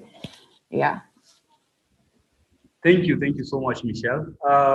Going to Greg, through Amnesty, what is the proof that human rights education works through the programs, through the kind of activations we've been able to do as an organization? So we during the COVID times, we set up to do a class for university students on human rights education and campaigning. And when that happened, we got like 300-400 people sign up for the class, but only about 104 specifically completed the 3 compulsory courses on the academy, and attended most of the classes, and were at the graduation ceremony. Now, after that, we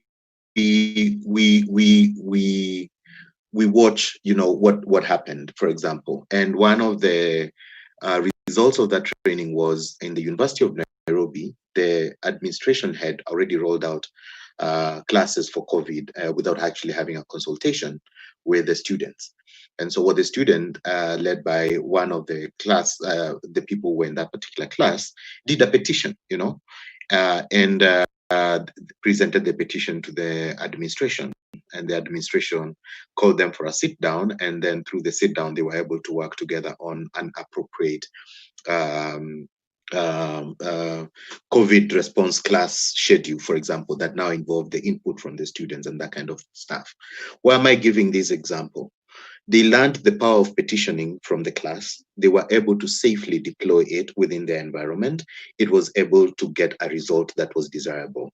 And not for the first time, but I'm just saying, we were able to avoid unnecessary confrontation with administration or the call for a strike or anything like that, which actually disrupts learning and which disrupts, the natural occurrence of things, which is what we don't want, really. We don't want to get there. But through this class, they were able to be equipped with the tools and tactics to actually raise their voice, to get a response, to mobilize for other people's views, and to safely reach a solution. I'm giving that as just one tiny example of a direct action that came from last week. But across the work that we do, I have seen even in high schools, students going and speaking to their management to actually give freedom of worship to Muslims who are a minority community within that school, to be granted time to go and worship on Fridays, for which the student themselves would not be happy or courageous enough to go and tell it to the management. But through the human rights education clubs that we have, they go and present this conversation. Additionally, within our high school work, we have seen better relationships emerge. Our high school work is based on the club strategy, the way you had YCS or you have ISEC and that kind of stuff. We have clubs, and these clubs do weekly activities within their schools. And part of that is to create forums for dialogue with administration. And then therefore, we are witnessing a reduction in arson attacks, like students going on strikes and burning schools. In those schools where we are in, because there is open channels for dialogue and students can get themselves listened by management without them being reprimanded or without them being thought to be rude or demanding hakietu and that kind. And this is what we're looking for, improved relationships. In another school, the students actually went ahead and asked the management to give their non-teaching staff uniform. So then they could be treated with dignity. They are cooks, they are watchmen, they were given uniform. And why did this happen? Because the club felt that these people deserve dignity, they are our parents, and all of you have been in nice schools where we called the non-teaching staff all sorts of nicknames, even today, I remember ours was called Karasta, for example, and it could be, demeaning in one way or the other. But what am I trying to say? We've seen these little actions, and we record these little actions as success points, because our idea is to equip our learners with the tools and tactics that they can make change within their own environment. And once we start to get the results of this work, we do know that human rights education work, because it works on 3 domains: knowledge, attitudes, and practice. This is where we work. Equip you with the right knowledge, help shape the rightful attitudes, where, if we are talking about our environment today, how do we undo patriarchy, for example? It's an attitude, no question. Derek, you have privileges that you come with just simply because you're male in this world. How do you overlook that privilege, as Michelle tries to explain, in order to treat your girlfriend or your your other women around you in a way that deconstructs the very idea of patriarchy. And then, so I'm talking about attitudes, and then practice is like, how do we integrate this in our everyday, our everyday life? How do we look at your environments and actually realize that this environment is safer simply because we have worked on your knowledge, on your attitudes, and now we integrate it in as practice? Are you consultative about how you make decisions even within ISEC itself? Are you consultative with how decisions are arrived at within the administration to avoid strikes and that kind of stuff? This is how we look at these things. It is very, very basic, but it's also very profound. Wow. Thank you so much, Greg. As you guys can see, the discussion has just started. We are going down to the questions. And before we just move to Tamara, to the audience, to the viewers who are watching, if you have any question for our facilitators, make sure you write down the questions in the live chat. If you have a question, if you can't access the live chat, you can write down the questions on the WhatsApp group. We have our social media pages. Keep them coming, because and if your friends are not in this session, send them the link right now and have them join so that you don't miss the discussion. Yeah, remember, DYLC Startup Park. You can have a glass of water. Yeah. So as we move to Tamara. So Tamara, how do you teach human rights to people whose human rights have been abused? Okay, first of all, Derek, we have just talked about the importance of educating yourself on this norm of human rights, and that's where it starts. You cannot teach if you don't know. So first, educate yourself. Civic education is for everyone. Educating someone on human rights is not dependent on whether their rights have been violated or not.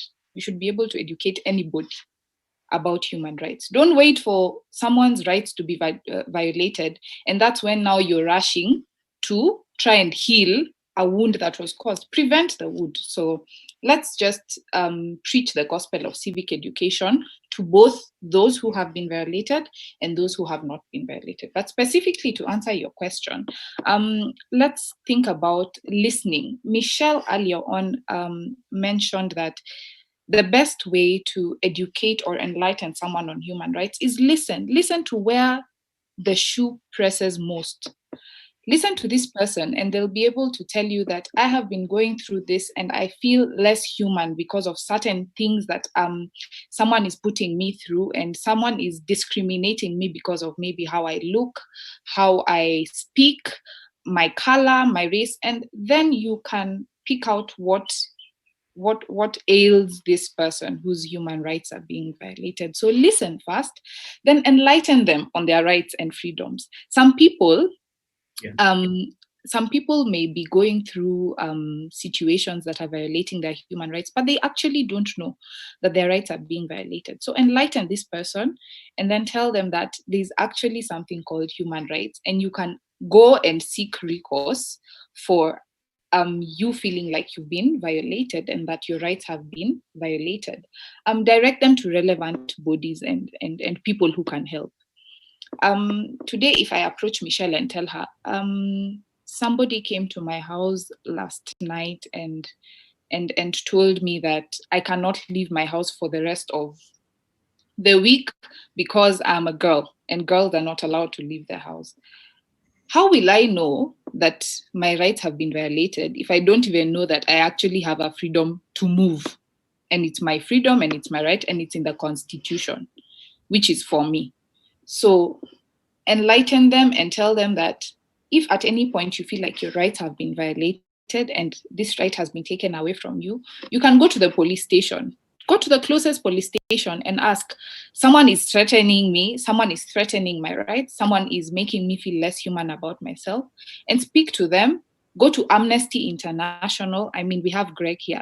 Get Greg's number and call him. Tell him, someone is doing this to me. Go to FIDA if your right to, depending on which right has been violated, go to FIDA. Direct this person. That's why I think I'll still go back to the importance of educating yourself on human rights. Educate yourself and know how to respond when someone approaches you with a certain issue, how to answer them, who to direct them to. Call a lawyer, direct them to a lawyer, direct them to Tamara. say there's this lawyer I saw speaking during the DYLC, and she seemed to know what to do when someone's rights have been violated. Direct them to that person. And that way you'll be helping this person change. Something else that's very important is enlightening this person on them ensuring they exercise their due diligence. Sometimes we find that our human rights are violated because we didn't do our part. I'll give an example of being wrongfully arrested, or being arrested and then being treated in a manner that sort of violates your human rights. Maybe you are walking out in the night and you don't know it's past curfew and it's 9 o'clock and you're still walking outside. You know very well that you're not supposed to be walking outside past curfew, but you're walking. Do your part. Don't go and complain, I was arrested and I have the freedom of movement, but you are out past curfew, you know? Do your part, exercise your due diligence, and then you'll be in a position to complain when your human rights are violated. Yeah. Thank you so much, Tamara. So like she said, do your part and educate yourself. So those are two key points that I want all our viewers to pick. I'll repeat, do your part and educate yourself. Now, moving into human rights violations. This one I'll direct it to Michelle. How have we made any progress in reducing human rights violations in Kenya? That's a very difficult question to answer, because I think Greg had mentioned at the beginning of the session, for every human rights issue, it's constantly changing. There's constantly new aspects and new things to think about. And so I would say no, actually, to quite answer your question quite honestly. In terms of human rights violations, of course, there's always that you feel like there's things put in place, but especially during this quarantine, because my main thing I think that I've been looking a lot at was police brutality, and we've been doing a really, really bad job of that. Not only is it being sort of downplayed, I think because people don't know their rights and not enough people are educated on what is actually supposed to happen, it's either getting swept under the rug or people are kind of like, oh, you know, that always happens, so whatever. So I think as a country, there's a lot more that can be done, and we are starting by educating ourselves, because there's nothing you can do until you know what's supposed to be done, you know? And when you're talking about human rights, it's much safer to direct someone to the right people rather than give advice where you don't know. And as a country, I think a lot of us are not yet at the place where we even know who we're supposed to direct people to. And that's why there's a lot of human rights violations that are either ignored, or we don't even know that they're human rights violations because you haven't read the Constitution. You don't really know what's supposed to happen. We have a long way to go, I would say. But with conversations like this and with people who are actually passionate about it, we're starting somewhere. Yeah, that's what I would say. Thank you so much, Michelle. Greg, is there anything you'd want to add? I just want to add a thing around nature and complexity of human rights abuses, and this builds on to what Michelle has spoken about. It's a constant struggle.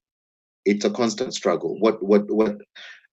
There's a lot of work that has gone in, but the complexity of abuses keeps changing and increase, you know, in all the time. We can definitely say that even with the Constitution 2010, women are at a better place of representation, for example, but still not equal as we desired. We haven't achieved the 2/3 gender role, for example, if I would put that into context. And what does that mean? You know, it's not just about the abuses reducing, but it's also about tying ourselves to commitments that we make to make an equal society even better, if you get what I'm saying, you know. So we've done a lot of work in empowering women, in cutting down the things that make them not participate, but we are far from reaching the threshold that we've even set ourselves 10 years ago by promulgating a constitution, right?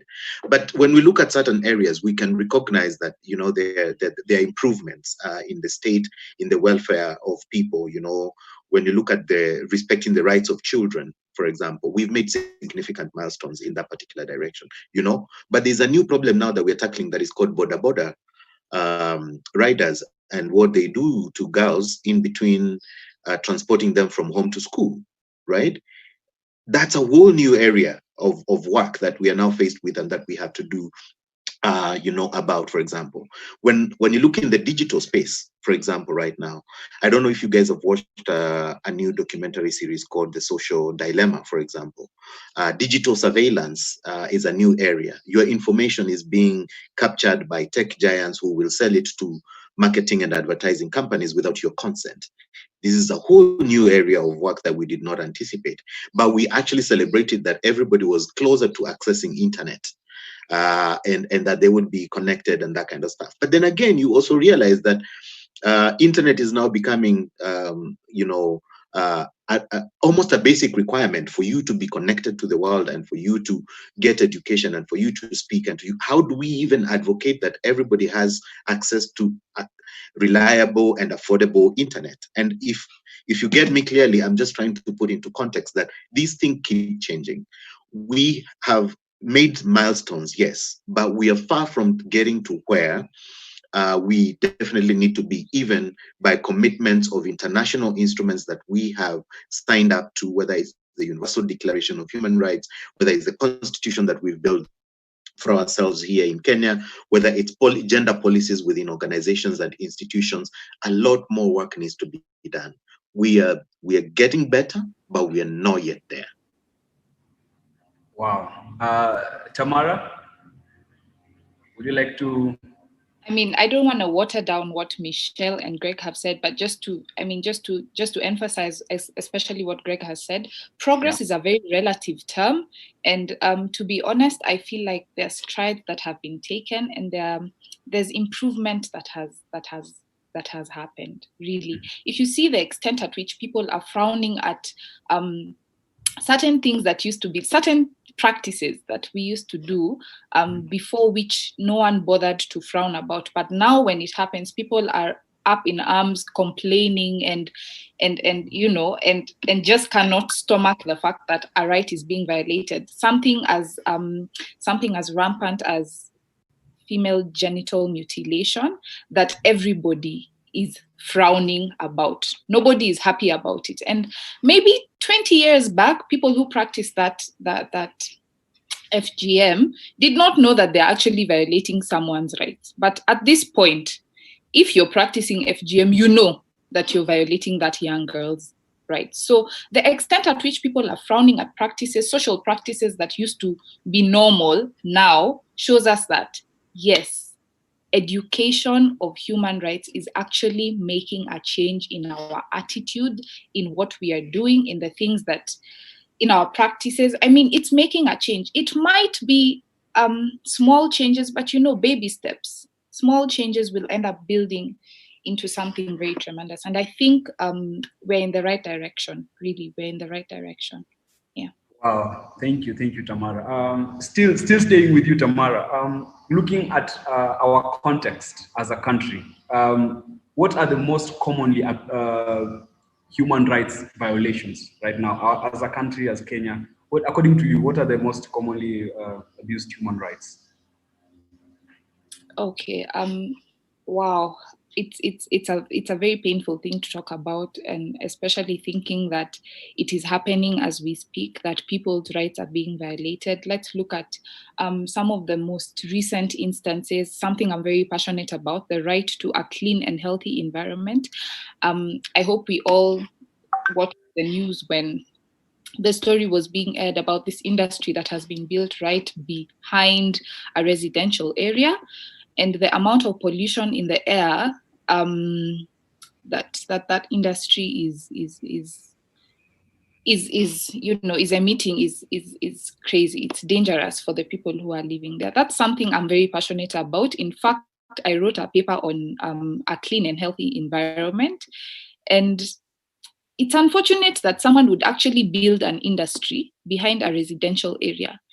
And you see the things that happen under that industry only works in the night. What are they trying to do? That means they have no regard for the right of those people who live around there, for their right to a clean and healthy environment. So that's a right that I feel like in Kenya, we really just sort of overlook. you find yourself throwing something outside of the car that you're in, but you don't realize that the person behind you is probably going to affect them in a certain way. So that's one right that I feel is really violated in Kenya. Number two, right to life. Right to life. Very true. How is it so normal that someone is dying every day and these killings are being done by people who are supposed to protect us? Let's talk about police brutality for a few minutes. How are the police killing people? How are the police killing citizens? They're supposed to be protecting us. Why are the police causing people to die? That is the question we need to ask ourselves in Kenya. The right to life is really being violated, in my opinion. Look at the young baby Pendo who was killed. I think we all remember baby Pendo. I mean, yeah.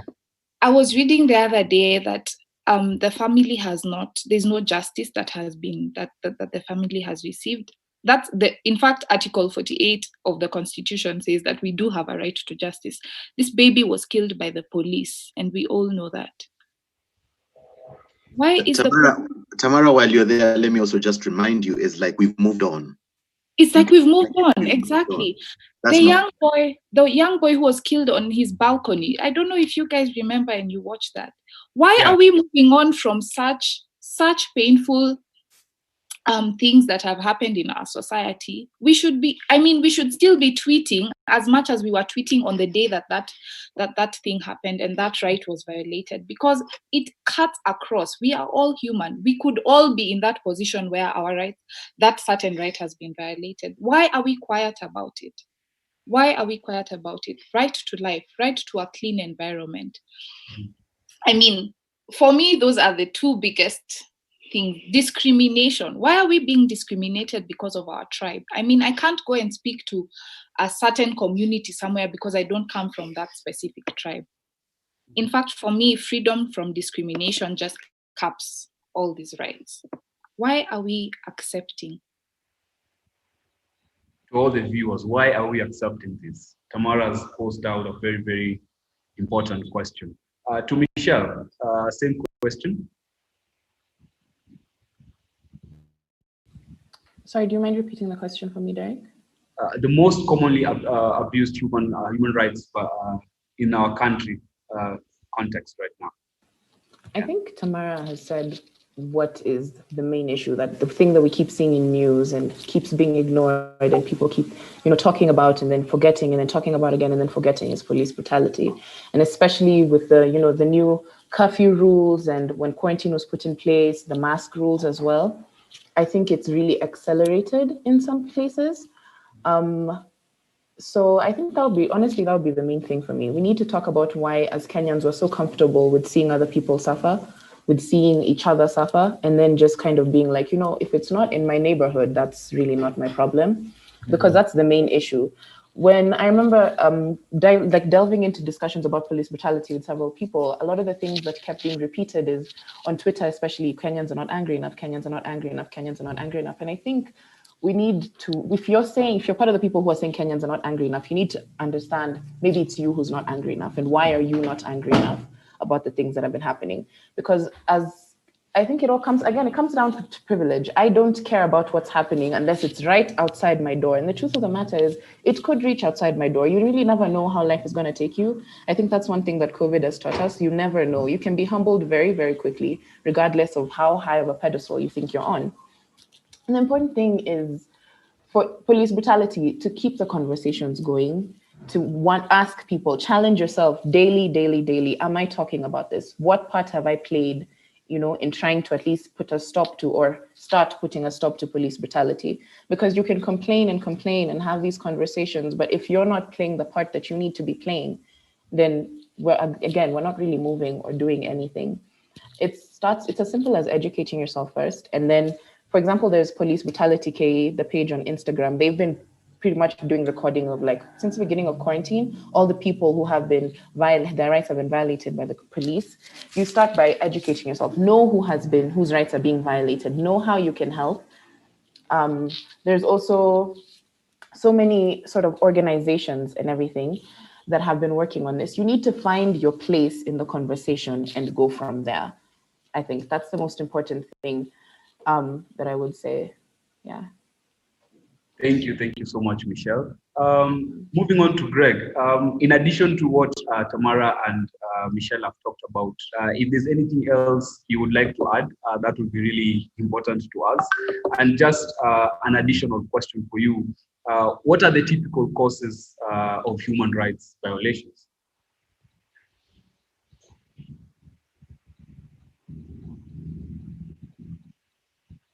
Thank you so much. One of the things that I want to congratulate you for is curating such a wonderful panel. It's been such a great discussion, having the views and approaches of the facilitators who are here. I'm just trying to pull quickly through, what our course schedule for human rights would be like, in order to give this context, and I hadn't prepared for that. So if you give me 1 second, someone else can be speaking as I pull that up, and I be back so that I don't waste people's time. Yeah. As Greg handles that, Tamara, I think you being a lawyer, looking at the Constitution just on your table right now, what are those laws in the Constitution, that govern a citizen to say that I am protected when it comes to my human rights? Thank you very much, Derek, for that question. I will tell you in general where you can find these laws and where you can find these rights, because it's an entire chapter. I mean, I'm very thankful to the energies that were put together in inaugurating this constitution, which has a comprehensive Bill of Rights in chapter 4. If you open chapter 4 of the constitution, the whole chapter has rights and freedoms which we are supposed to enjoy, which are supposed to protect us, which should help us fulfill and promote human rights, which would help us enjoy our humanity and sort of freely just coexist as human beings without stepping on each other's toes. So, I mean, chapter 4 is the answer to this question. Go and read chapter 4, enlighten yourself, educate yourself, see what affects you, where your rights have been. In fact, sometimes when I read, even as a lawyer who has probably had this constitution with me every day or every hour or every minute of my life, I still sometimes go through some of the rights and I'm like, hiya, I didn't know that this is the right or a freedom that I'm supposed to be enjoying, or that's supposed to be promoted or protected. So you end up getting enlightened and end up knowing, as we've all been saying, education is the first thing. You end up knowing what right it is that affects you at a certain place or at a certain point of your life. And depending on the position that you're at, you know how to ensure that you're promoting these rights, you're fulfilling these rights, you're protecting these rights, and you're allowing other people to enjoy their rights freely without discriminating them or without making them feel less of a human. So let's familiarize and become friends with our constitutions, please, young people.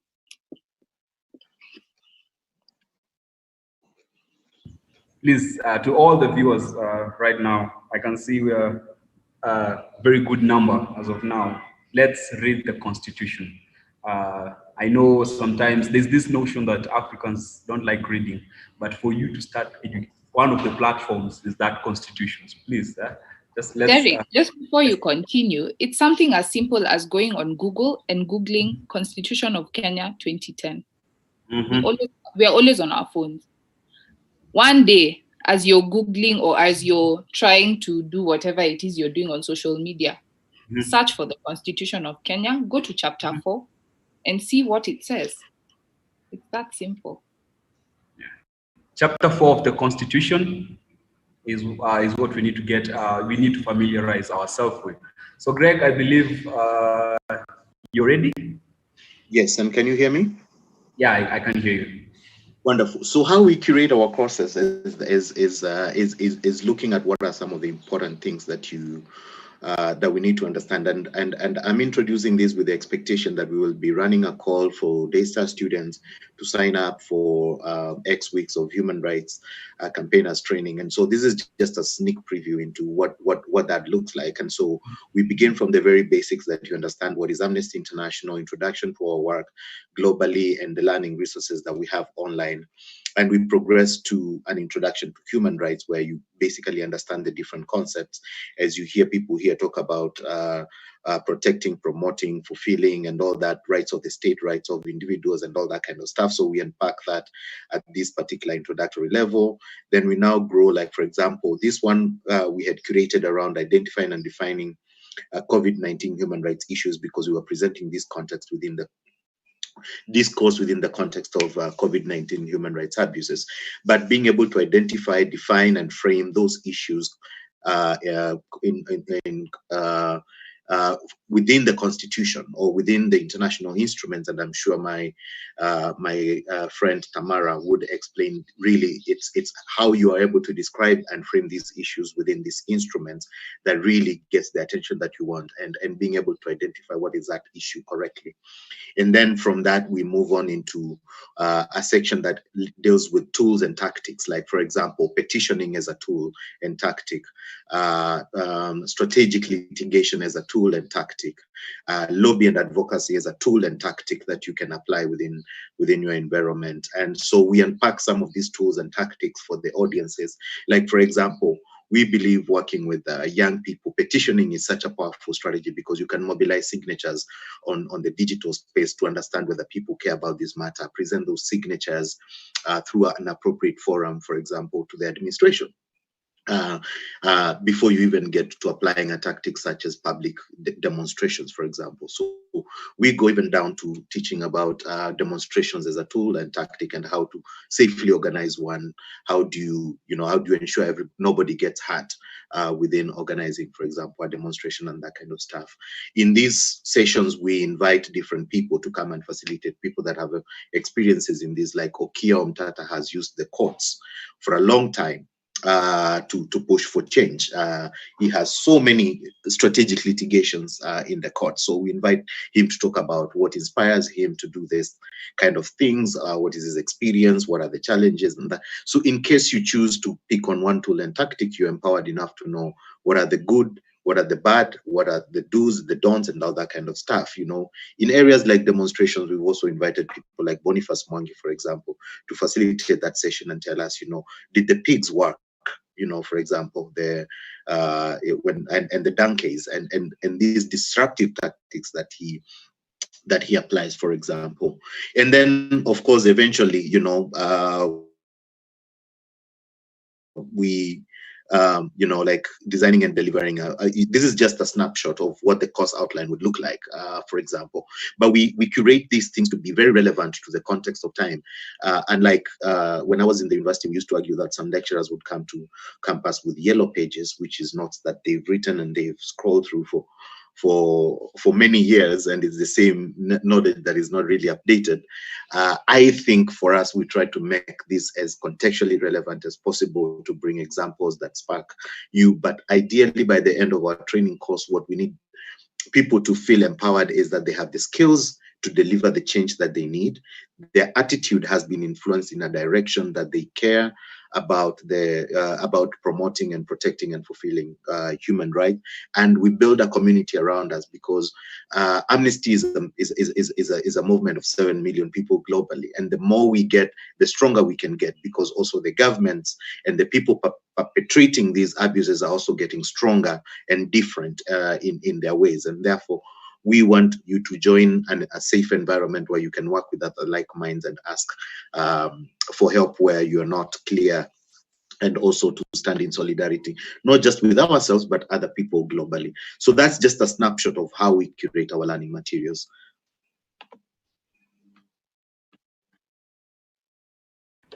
Thank you so much, Greg. That was a very interesting presentation. So as we give you guys time to take a sip of water, I want just to give some shout out to people who are really diving into the discussion in our live chat box. Shaksi, Shakila Ndambuki, thank you so much for joining us, man. You never disappoint. Thank you so much. We have Nana, we have Lois Amore, Constance Koski, Moses Odiambo, all of you. Thank you so much for tuning in. And remember, if you have any question to any of the facilitators, to all of the facilitators, send the questions my way or to the organizing committees where they'll be able to reach me, and they will be answered by our facilitators and our panelists. So coming to the end of this discussion, just want to give each of you 1 minute, because it's 12:37. I want us just to have 3 minutes until 12:30, whereby what is your advice to every young person watching right now? What is your advice concerning human rights awareness, human rights education? I will start with you, Greg, because you just finished. Yeah. Great. When I get asked this question, I always say that I'm approaching my 4th floor. So I'm no longer a young person as in the demographics. But in the last 10 years, when I was still in there, I learned a few things. And one of those things is we're living in a time where technology and everything that is happening around us is shaping the personality of our young people. And part of that personality that is being shaped is that they don't, they care more for the things that just respond to their immediate needs, for example. And this is where Michelle talks about privilege. So the threat of not having internet data bundles is far bigger than Yasin Moyo killed at their balcony, for example. Or that I'm not getting enough likes on social media. It's far more important than female genital mutilation, because my privilege has not allowed me to experience that kind of stuff. So I'm always challenging every opportunity that I can speak to people younger than me. They could be my younger brothers, younger sisters, and people that are coming. Pick a cause that you believe in. Pick a cause that you believe in. Find friends and people you can work towards making that cause work for the betterment of more people than just you. Pick a cause that you believe in. Find other people that you can work towards that cause. It could also be hair politics. And I'm sure my friends who are here who care about hair know what I'm talking about. Like, it could be about hair politics and the politics of identity in the world about hair and what we should, I'm just saying, for example, pick a cause that you believe in. There's enough work to be done to make this society a better place. It cannot be done when your attention is, you have to be paid for you to provide attention to these causes. No. It will only be done if we all come together and identify causes that we believe in and pursue those causes for our entire lifetime without stopping.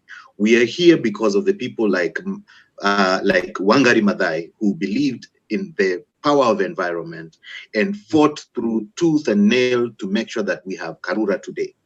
And I can go and have a picnic in Karura and enjoy that environment and for it to continue to refresh our city, for example. And many other people across the world that have picked causes that they believe in and they move on. Young people, wherever you are, whatever is happening for you, pick a cause that you believe in, work towards it. Let's work together. Thank you. Thank you so much, Greg. Next, Tamara. I think to finish off, maybe I'll just continue to preach what I've been preaching throughout this conversation.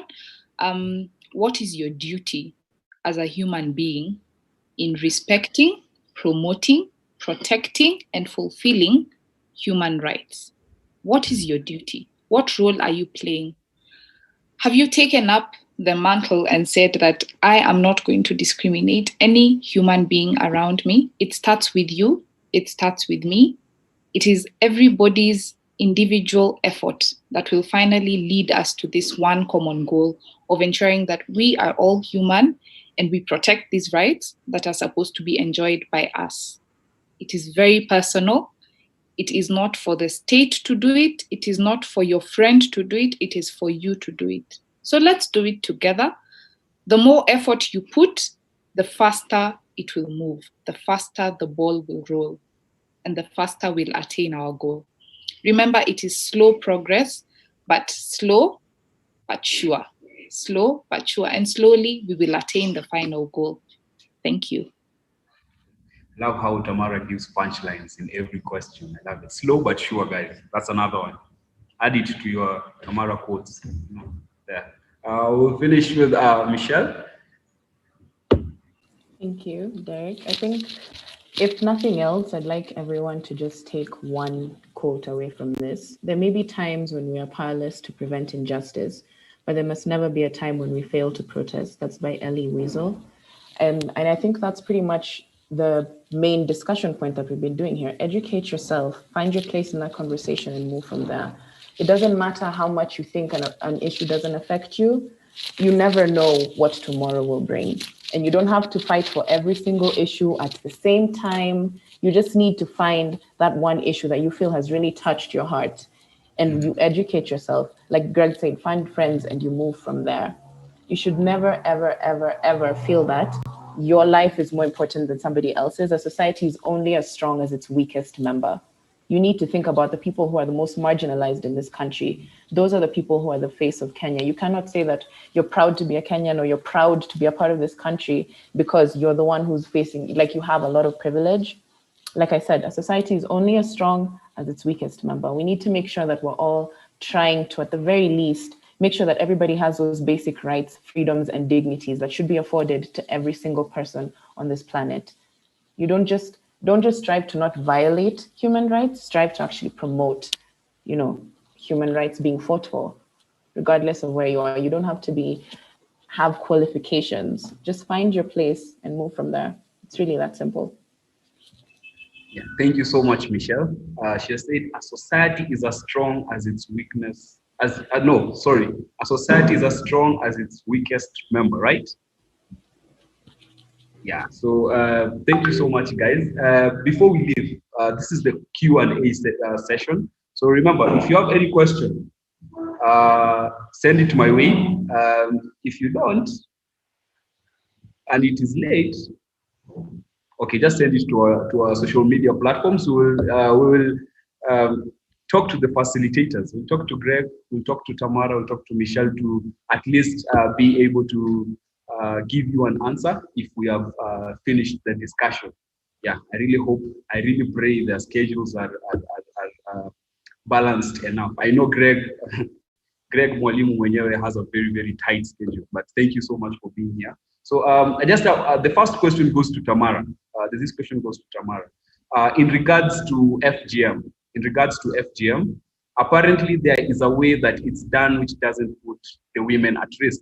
What is your perspective on that?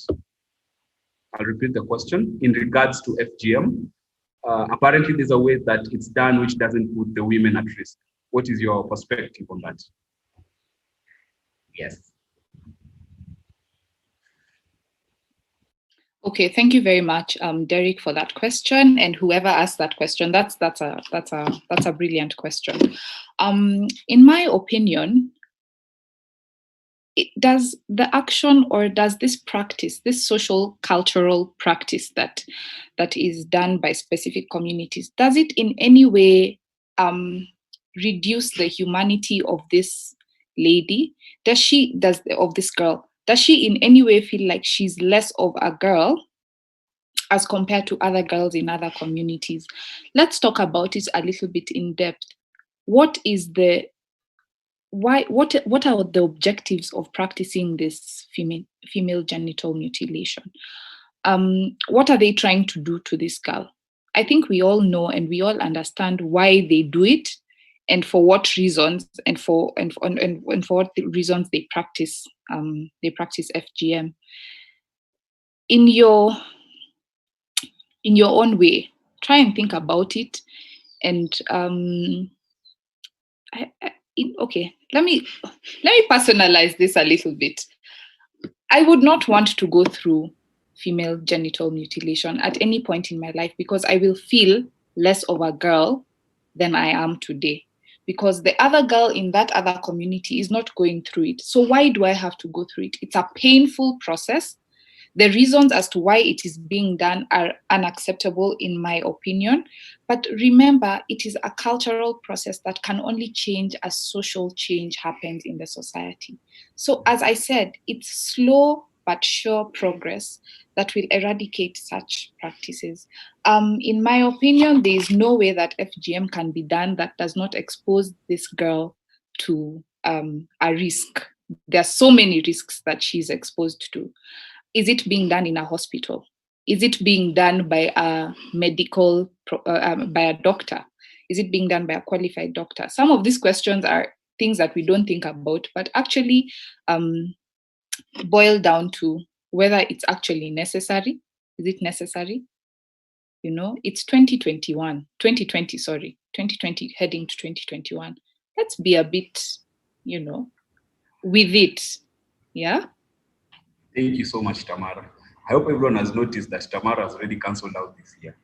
COVID-19 is not good.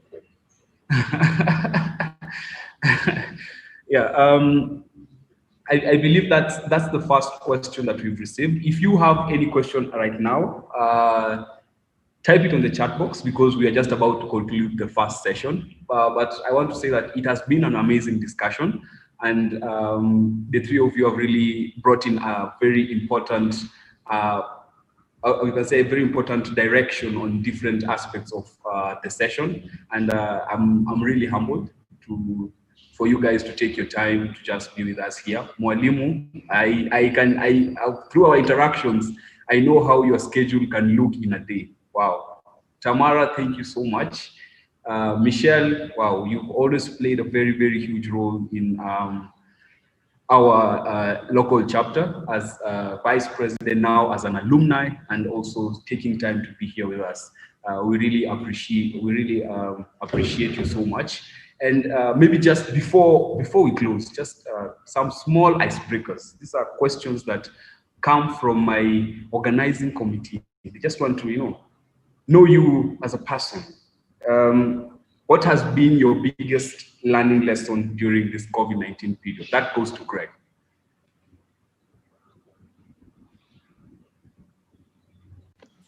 Wow, what has been my biggest learning through this COVID period?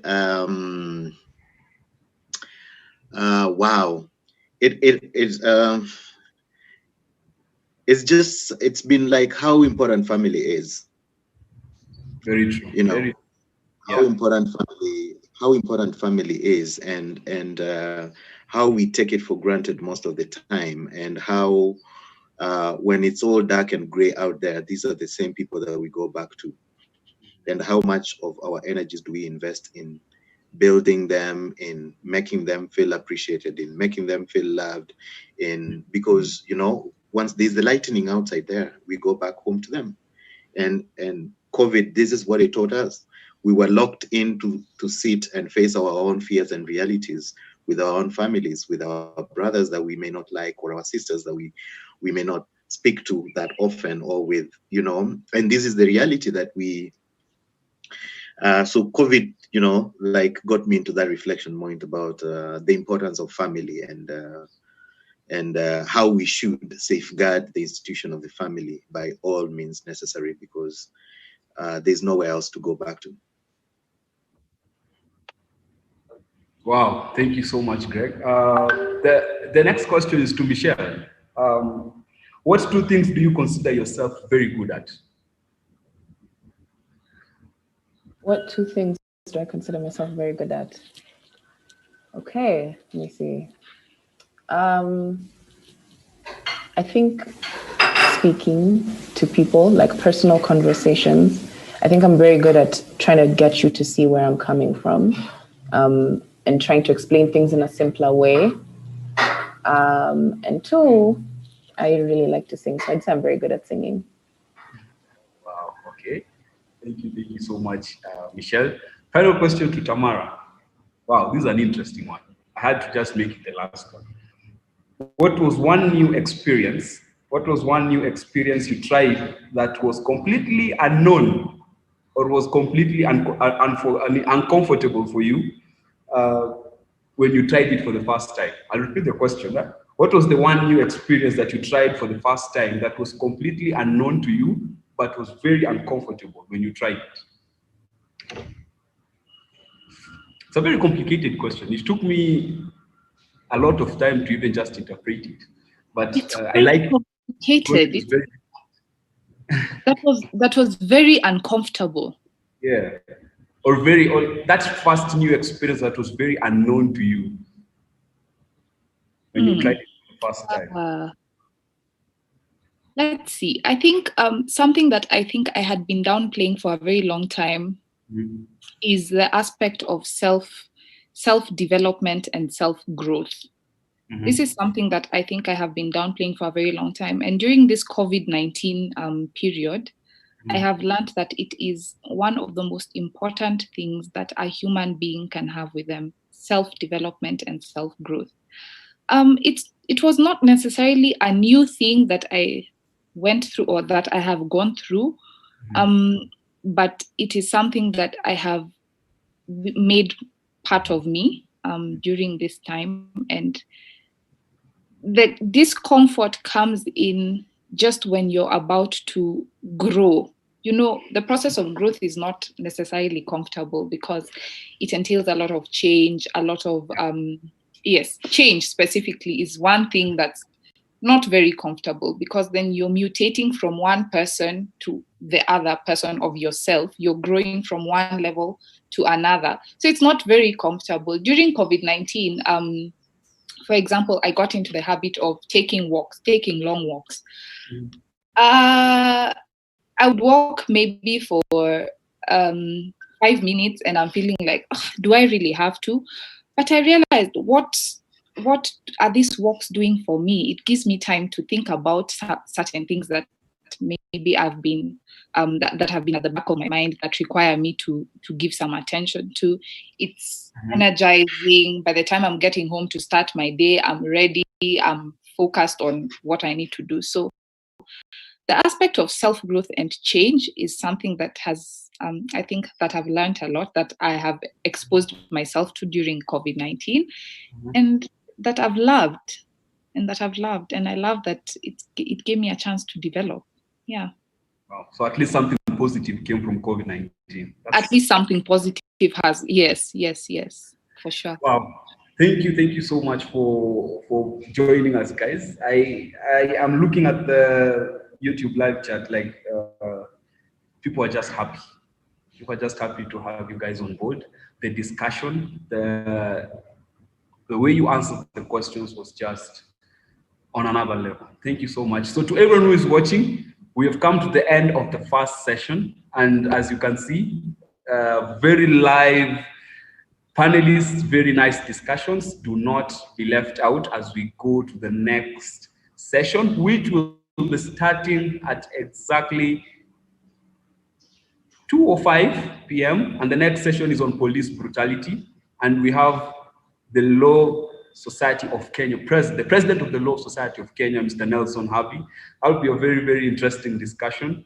He just texted me that he's seated somewhere just waiting for me to call him. So don't be left out. Thank you so much, guys. And that's the end of the first session.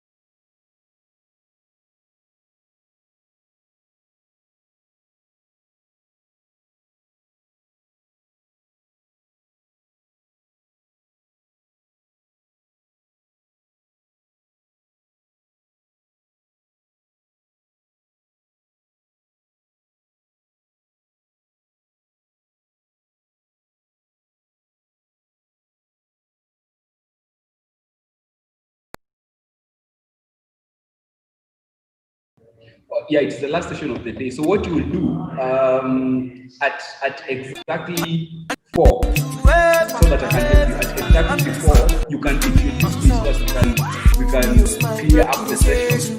From my side, I can have some transition easily.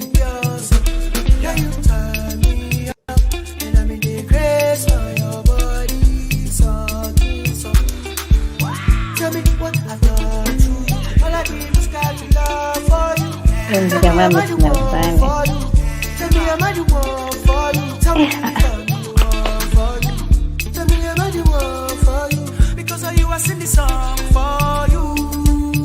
You made me go, this guy,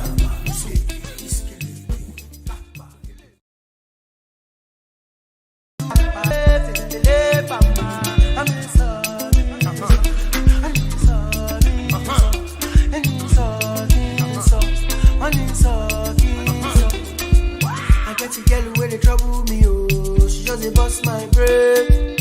She dey say she want my sugar cane. She dey twist my dress. Yeah, you sweet, yours. Yeah, you turn me up.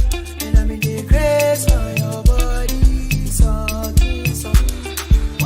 Tell me what I've done to you. All I did was got to love for you. Tell me am I the one for you? Tell me am I the one for you? Tell me if I'm the one for you.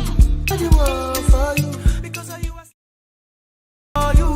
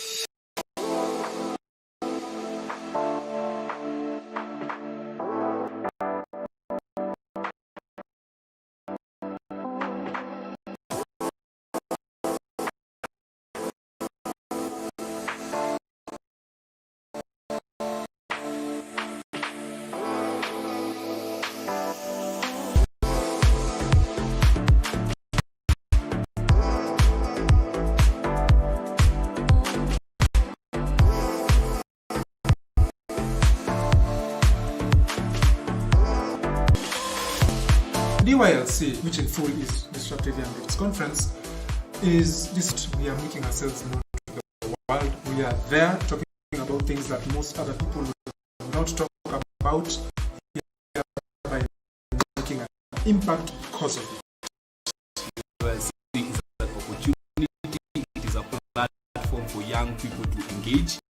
Despite the situations we are in, it does not limit us. I feel the DYLC was a turning point, showing us the small that we can do, that we can still deliver, and this experience we can still have, despite being locked down at home, and showing us the things we can still do as opposed to what we were used to. It's a very educative platform. DYLC to me is youth.